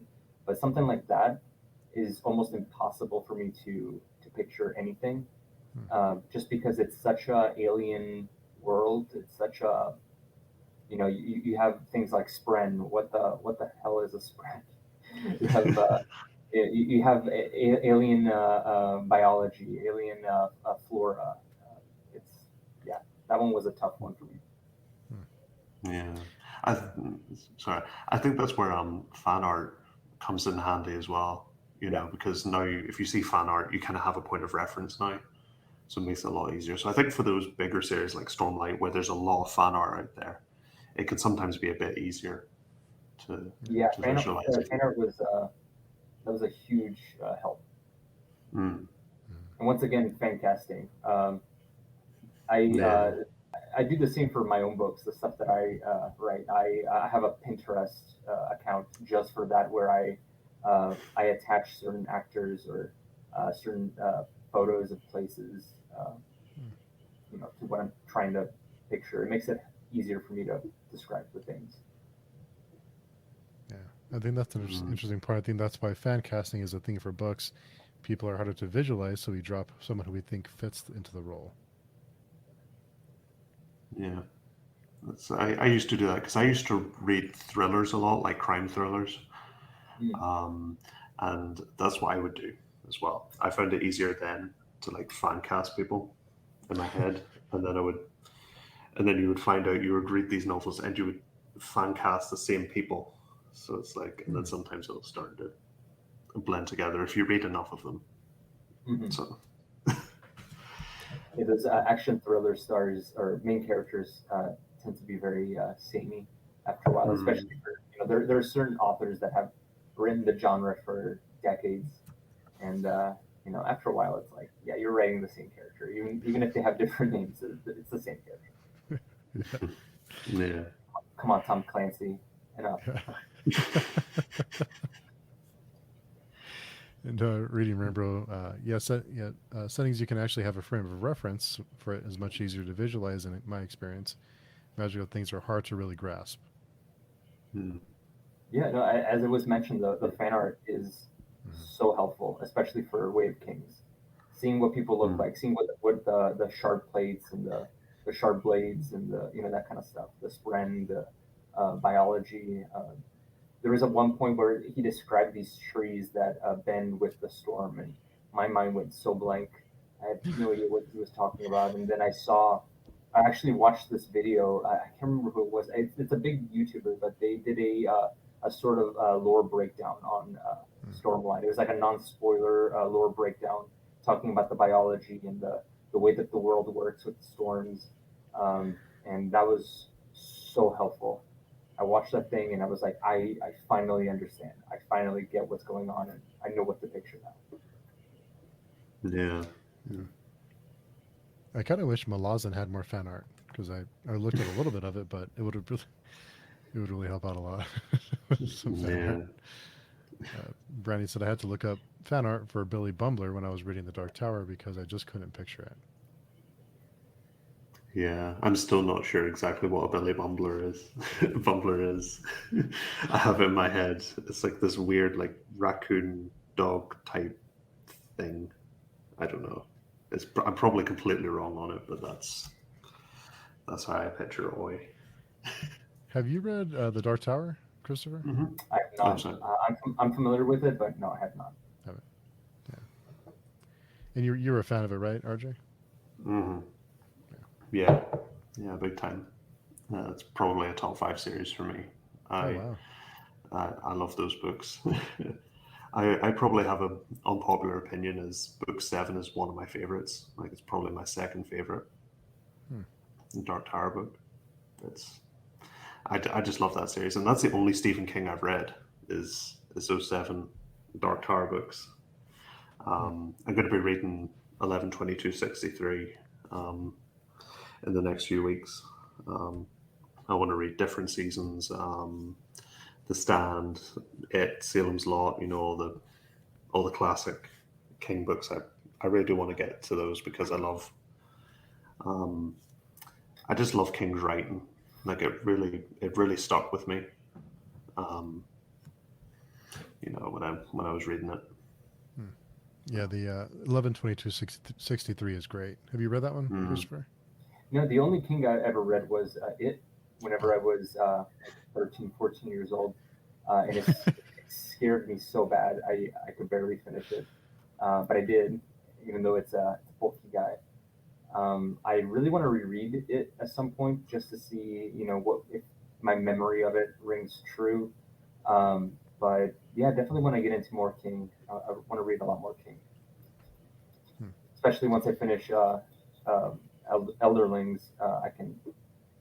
I'm a little bit more free of these, larger series. I want to focus a little bit more on standalones, and I think King is a really good source of standalone books.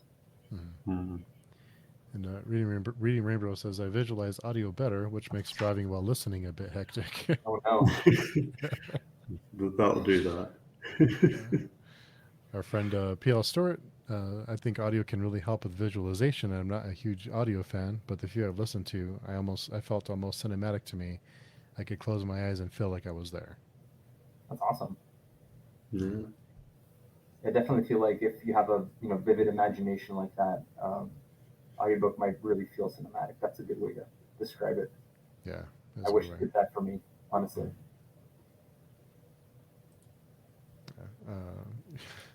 They used to do story time at my neighborhood library. That was amazing. My son always begs me to make up stories for him at bedtime.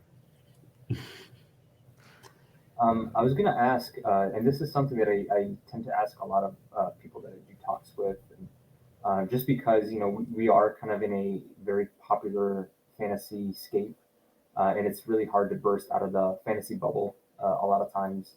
But I just wanted to ask, what was the most recent non-fantasy book you read that really surprised you, or that hit you in a way that a big fantasy epic hit you? Let me get it. Do you have any Oh, RJ? Um, oh God. I can't remember the last time I've read actually a non-fantasy book. I really can't remember. Wow. I've just read fantasy like the last 2 years. It's pretty much been all fantasy apart from Remembrance vs. Past. Like that was and Azincourt I'm reading now. That's pretty much it. Like it's a really it's easy bubble to find yourself in. mm, I went yeah, 2 years, reading nothing but fantasy, and I really needed to burst that bubble. So I tried to get yeah, into a few other things here and there, but I mean, fantasy is yeah, still most of what I read, but it's hmm it's good to get a yeah, little variety, I think. Mm. yeah. I'm starting to burst out of that. I think a little bit with obviously Remembrance vs. Past and now Azincourt. Trying to get more into Stephen King. That's gonna hopefully that's me starting to branch out a bit more. you know, It- rather than it's sticking tough. fantasy. Fantasy's awesome. I love it. It is, yeah. That's why we read it. I hope so. It's Yeah, just hopefully. awesome. Yeah, the last one I read, I'm not even sure why I bought this book. I forget why, but Negative Space by Mm, B.R. Yeager. Mm, yeah. Really, it's might be the most unsettling book I've read. yeah, that's on my list. I saw someone. I think it was like on TikTok. They talked about it, and I was like, "Oh, that sounds like something I need to read." It is so good, so good.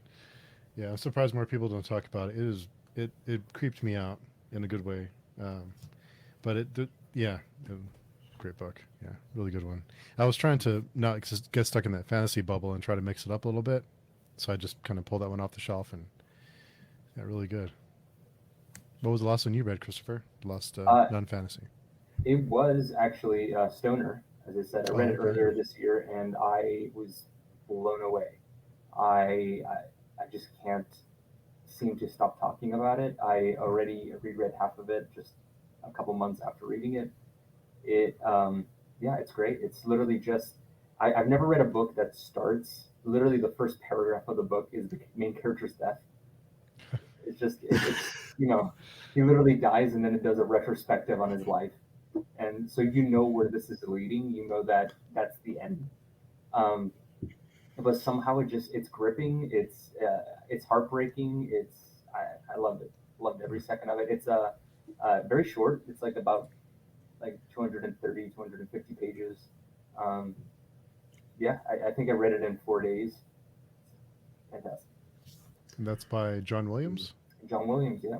Okay. And I know I actually have another book like his that I really want to check out called Butcher's Block. And it's more of a Western novel, but I heard it's really, really good. Hmm. Yeah, he's just a very captivating author. He reminds me a lot of Hobb in the sense that he really gets into the characters' psyches.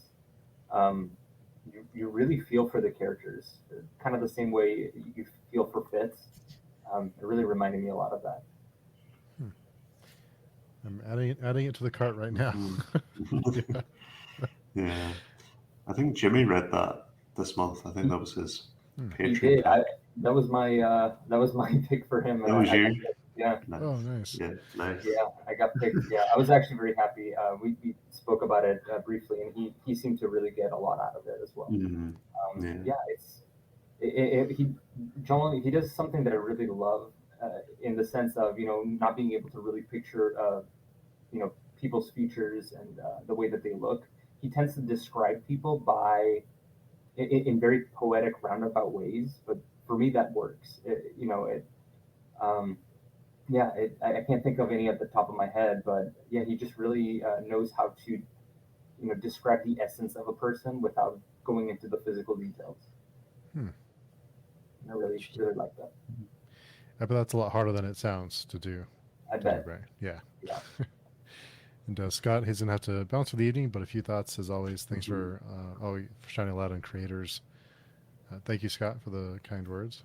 Christopher, I'm not sure when I'll be able to pick it up, but I at least grabbed your book on Kindle in audio format and will immersively read that when I can. Oh, much appreciated.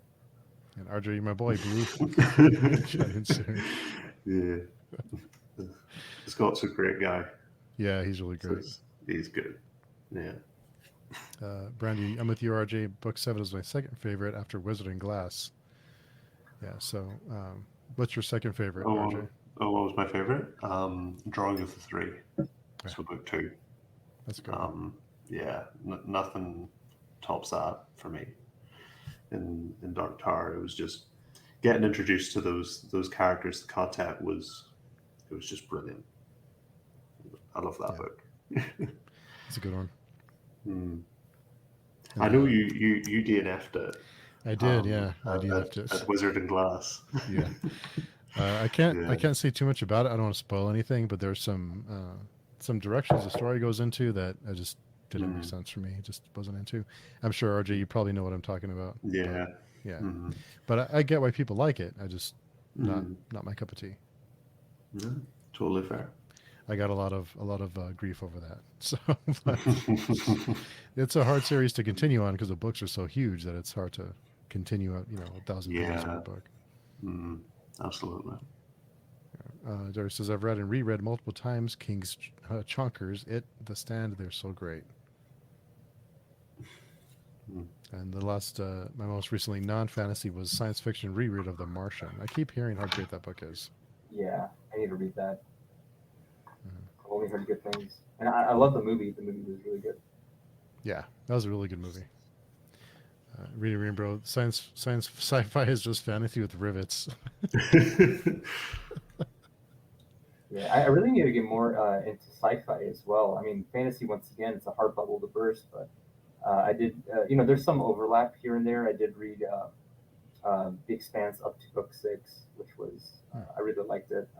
I'm saving. I know that 7, 8, and 9 are kind of their own little trilogy at the tail end, so I'm saving them for a rainy day. But it's a very, very, very easy series to just binge through. It's very easy reading, but very gripping. And then recently I read Left Hand of Darkness by Ursula K., which also kind of blew me away. Very short read, about 200 pages, but yeah, her writing is incredible. Never read anything like it. About halfway through Leviathan Wakes now, so Oh, nice. it's You're Mm. just really, getting started. yeah, really easy to read, really smooth Yeah. read. Yeah. Mm. Have you read them, RJ? I haven't. No, I'm going to be reading them hopefully soon. At some point this year, I'll be starting Leviathan Wakes. Um, Nice. yeah, since I've got into sci-fi, or I've started reading sci-fi, so there's a lot I want to read. There's a book, House of Suns by Alistair Reynolds. Mhm. I really want to read that. Like the premise of that sounds really cool. So hopefully I'll get to that at some point soon. But Mhm. the that list is just too long at Yeah. the moment. There's so many books you want to get to, especially now when you're diversifying. It just opens up a ton of more books, and it's a problem. Too many books. Yeah, Not we enough are time. just we are discussing Leviathan Wakes on the 16th. So, Christopher, if you want to join us for that one. Oh, yeah. Oh, yeah. I would love to. Wait, 16? I'll get back to you. Okay, cool. Yeah. But yeah, that sounds awesome. I love that book. I love the pivot the series takes after that, just because I mean, Leviathan Wakes, as you've read, it's almost a detective story. You, Mhm. you have that detective story element, the mystery, the investigations. Um, I mean, without spoiling it, but how it goes from that to this massive sci-fi epic. It's masterful. It's so good. Hmm. And Kevin And Jenkins. Yeah. book 6 was the last book I read, and it was my favorite. So Oh, 5 and 6 were my favorites. did you see the adaptation? I did. It was Yeah. really good. Yeah. I was a little lost at the end because I had to, we all watched it together and we're like, what? We're confused. So we had to. I think if you read the series, you probably had a better idea of what was going on. Yeah, I actually finished book 6 right before season 6 aired. So it was literally just like I'm talking like days before. So it was literally just reliving everything that had happened, and I think it made a little bit more sense to me having read the book. But I can see it's a little confusing. Yeah. Hmm. Yeah. I almost pull I think anything, the but books are better, to be honest. But the yeah. series did a pretty decent job. Yeah. And, Kevin Jenkins. Oh, RJ is here. I'm out. It's Kevin being Kevin. Reading Augustus by John Williams. It's good, but very different from the other two. Yeah, I want to read more John Williams, especially after Stoner. Yeah, definitely someone to keep an eye on. Reading Rainbow. I think the last science fiction fantasy was called The Wild. I loved it. That was mandatory reading back in I think middle school for in Italy. That's the Jack London book, right? I think I think so. Yeah. if I'm not mistaken. And Yeah, there's so Daria. many books that were mandatory reading back in middle school and high school, and only a few really stuck with me. Were there any that you guys remember from like middle school or high school that you still fondly recall, or were they all just homework? Um, I actually really enjoyed We Did It of Mice and Men by John Steinbeck. I actually really enjoyed that one. It's a great book. That was actually a really good book. And like I look back on it fondly now. I think at the time I didn't love the book, but I didn't hate it either. So for 16-year-old me, that was you know that was best case scenario. So I loved Catcher in the Rye. I love that book. That was a fond memory for me. I'm not sure how I'd like it now, but at the time I thought it was great. I think for me it was Frankenstein. I Mm. love Frankenstein. I loved it back when it was assigned in school, and I loved it even more rereading it out of school. But yeah, that's a fantastic book. It still holds up. mm, Darius says, I don't remember my last non SFF read, but my next one will be the Immortal Life of Henrietta Lacks. Wait, what do I? That sounds really familiar. I think it was made into a series, if I'm not mistaken, like a TV show. Let's see. Let's see. It's by Rebecca Skloot. Is that right, Derry?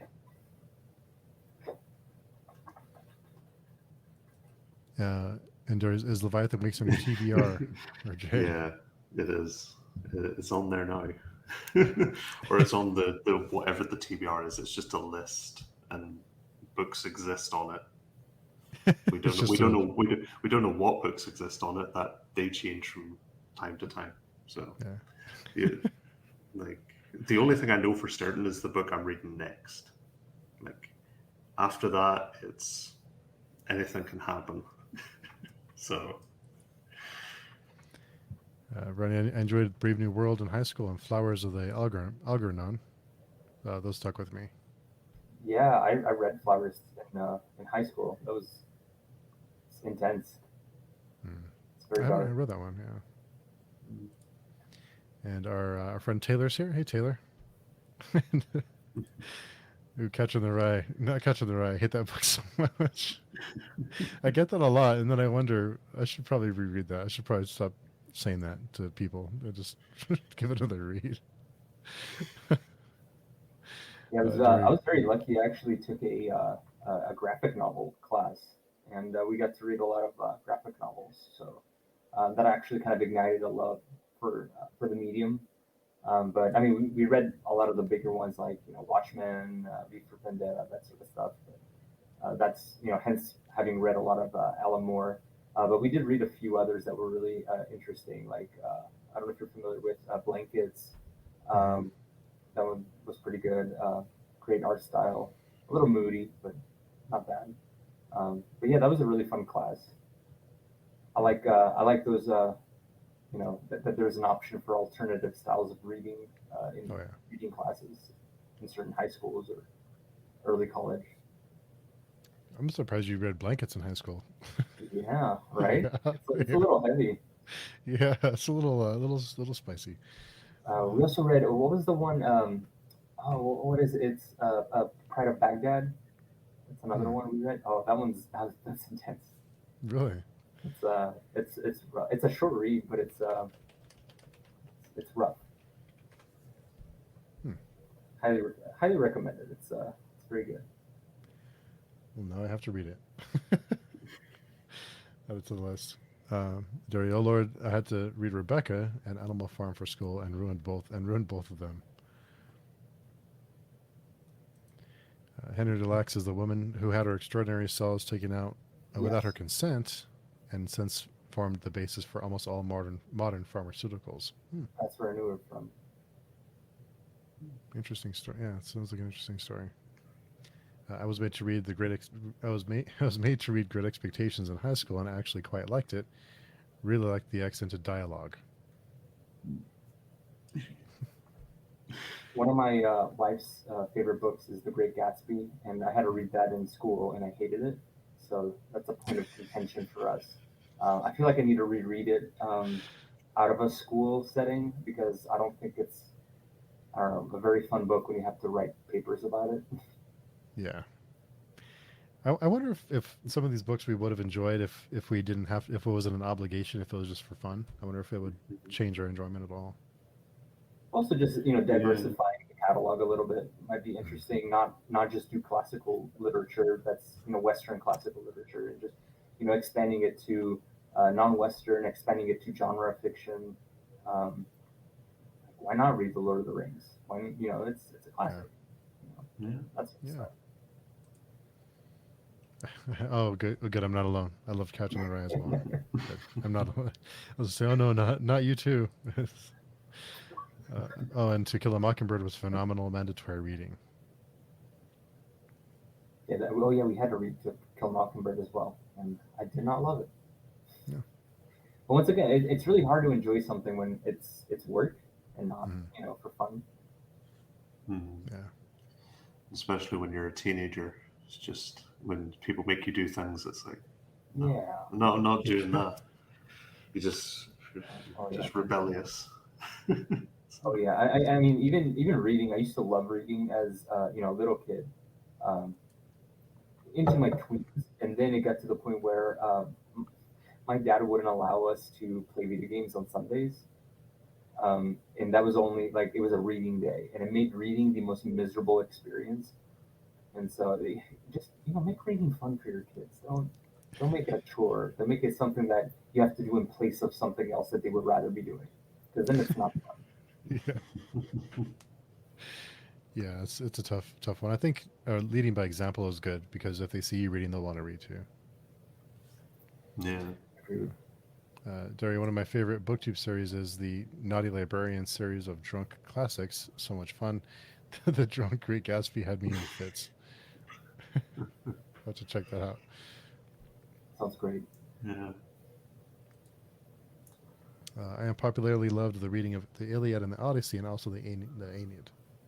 I wouldn't say that's unpopular. I love those, and having grown up in Italy and going to school there, those are mandatory readings. I think we read the Odyssey in fifth grade, and then in middle school we read the Iliad and Aeneid.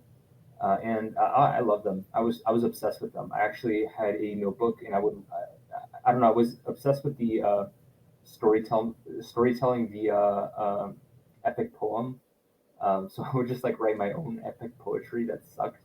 Try to tell like a very classic Greek style story, but um, yeah, that's a very hard way to write, especially for a kid.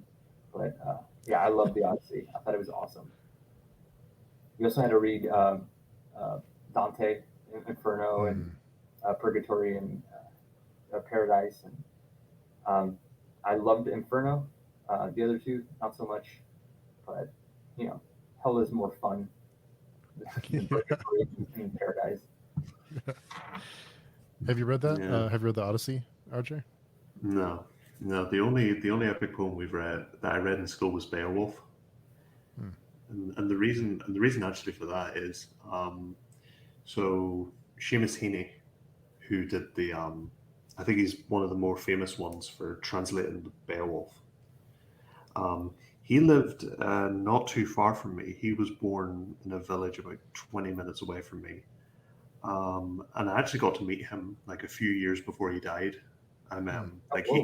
he came to our school when I was like 12 or 13, and yeah, we got to meet him. He was a very big Irish language speaker. I went to an Irish speaking school growing up, so I knew a bit of Irish, and I was talking in Irish to him a little bit. And when he died, I we had like a big eulogy for him at our school, and I read one of his poems out basically to the whole school. So, um, sorry, that's just a cool story that I have Yeah, that's awesome. um, about Seamus Heaney. Wow. Um, I appreciate that a lot more now since I've got into fantasy and I've got into reading a lot more. Something I look back on that I did appreciate it, I think, a bit at the time, but I definitely appreciate it a lot more now. So, Yeah, Beowulf is it's proto fantasy epic. It's It's awesome. I love Beowulf. I Hmm. wish I read it back in Italy. I actually wonder what the Italian translation is like. It kind of makes me want to pick it up just to see if it compares at all to the English. But yeah, we pretty much, when it comes to epics in the Italian curriculum, we stuck with the ones closer to us, the Greek epics and Italian epics. I did read Yeah. Beowulf in America though. Oh, you did? Yeah, it was part of the high school curriculum. Hmm. That's a great story, RJ. Hmm. Remember, in our classes, we had to read aloud as a class and make sure that we paid attention. The teacher would make each student read a paragraph, and she randomly called on you. That took the enjoyment out of it. Yeah, Yeah, we did that. We had that as well. yeah, because you're You've, always you've, worried that you're next.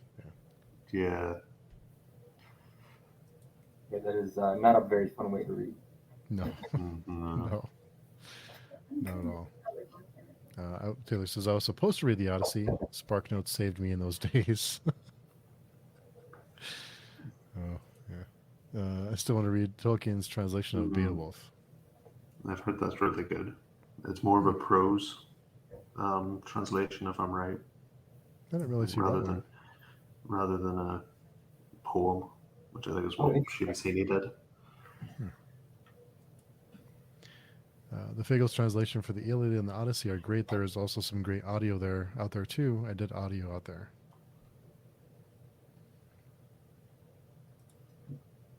The local legend. I got to meet with Sir Edmund Hillary, who reached the top of Mount Everest first. Lovely bloke. That's an That's accomplishment. a yeah, that's a cool person to meet. Yeah. Oh, that brings me on to another cool story. So the village that I grew up, there was a girl from there. She was the first Irish woman to climb Everest. Um, Wow. and she came to our school after that, and we just she just chatted about her experience um, going up. So Well, again, for a small village, everyone comes from there. That's awesome. yeah, What yeah, a it's great crazy. pool of people. Just people do random stuff, and it's like, oh, you know. That's awesome. If you have a chance to talk to someone who's climbed Mount Everest, I mean, plant yourself there and talk to them because what a. I mean, I'm sure they have some wild stories. Mhm. I love classics. Reread Beowulf a couple of months ago, working my way through the sagas and Icelanders now. Did Mhm. you read Northlanders, Christopher, the comic? No, Brian Uh, Wood. I'm familiar with it though, but no, I have not read it.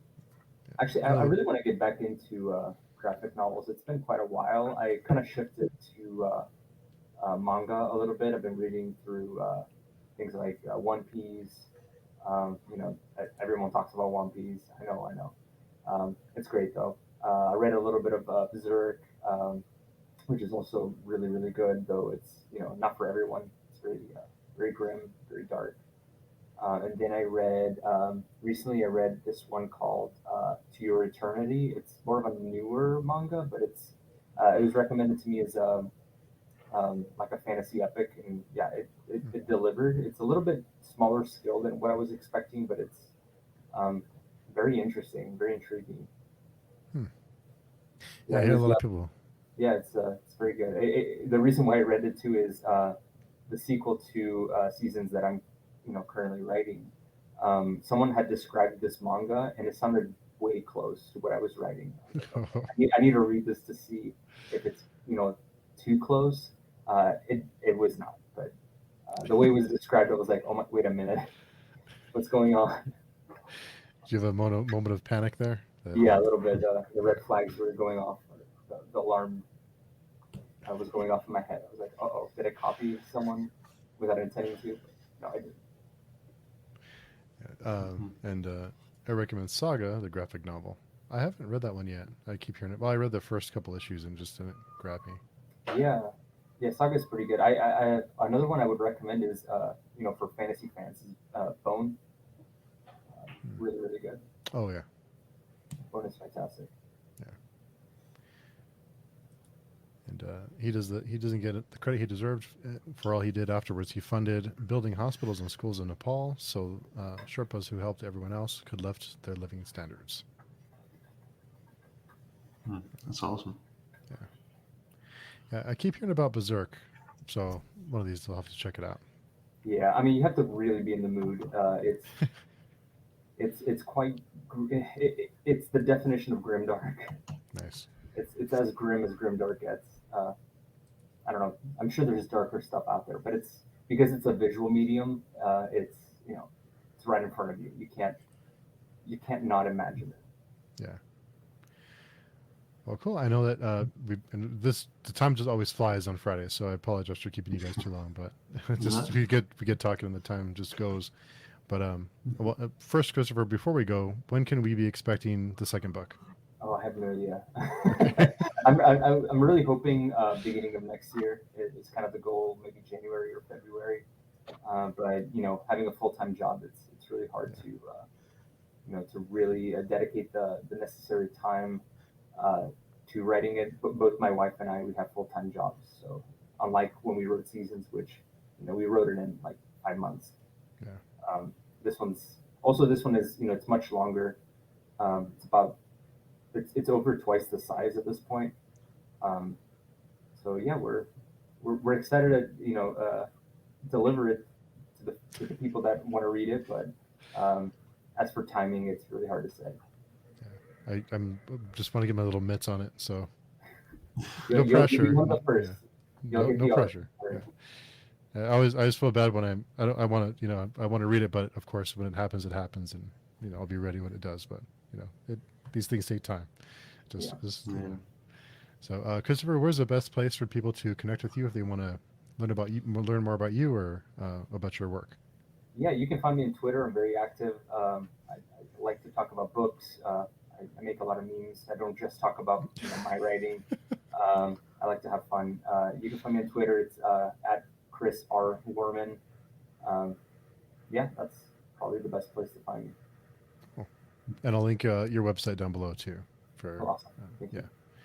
And RJ, where can people connect with you? Where's the best place? So probably if you're on Discord, I have my own server. It's called the Grimoire Discord. It's a collaboration between me, Baron from Your Brain on Books, Theo from Rekindled Reader, and Alex from Talk Guy Reads. So that's probably the best place to find me. But I'm also on Twitter at rjgibson2806 and same for Instagram as well. So nice. Well, I want to thank both of you for. Yeah, I'm sorry. I'm sorry. I was going to ask, do you do like Bookstagram, or is it just a personal Instagram? It's basically a personal Instagram. I just tell people what I'm reading. Nice. So it's kind of a Bookstagram, but I don't put much effort into it. So, it's an interesting medium for books. I know people that do it very well, but I bet it's tough to keep up. Yeah. It is props to those guys. Yeah, takes a lot of effort. Yeah, a lot more creative than I am. So credit to them. Yeah. But I want to thank both of you for coming by and hanging out and just shooting the breeze. Really appreciate it. And of course, thanks to everyone who came by in the chat just to interact with us and ask questions. It's always funner when we have the interaction. And we hope all of you have a great weekend. And we will see everybody soon.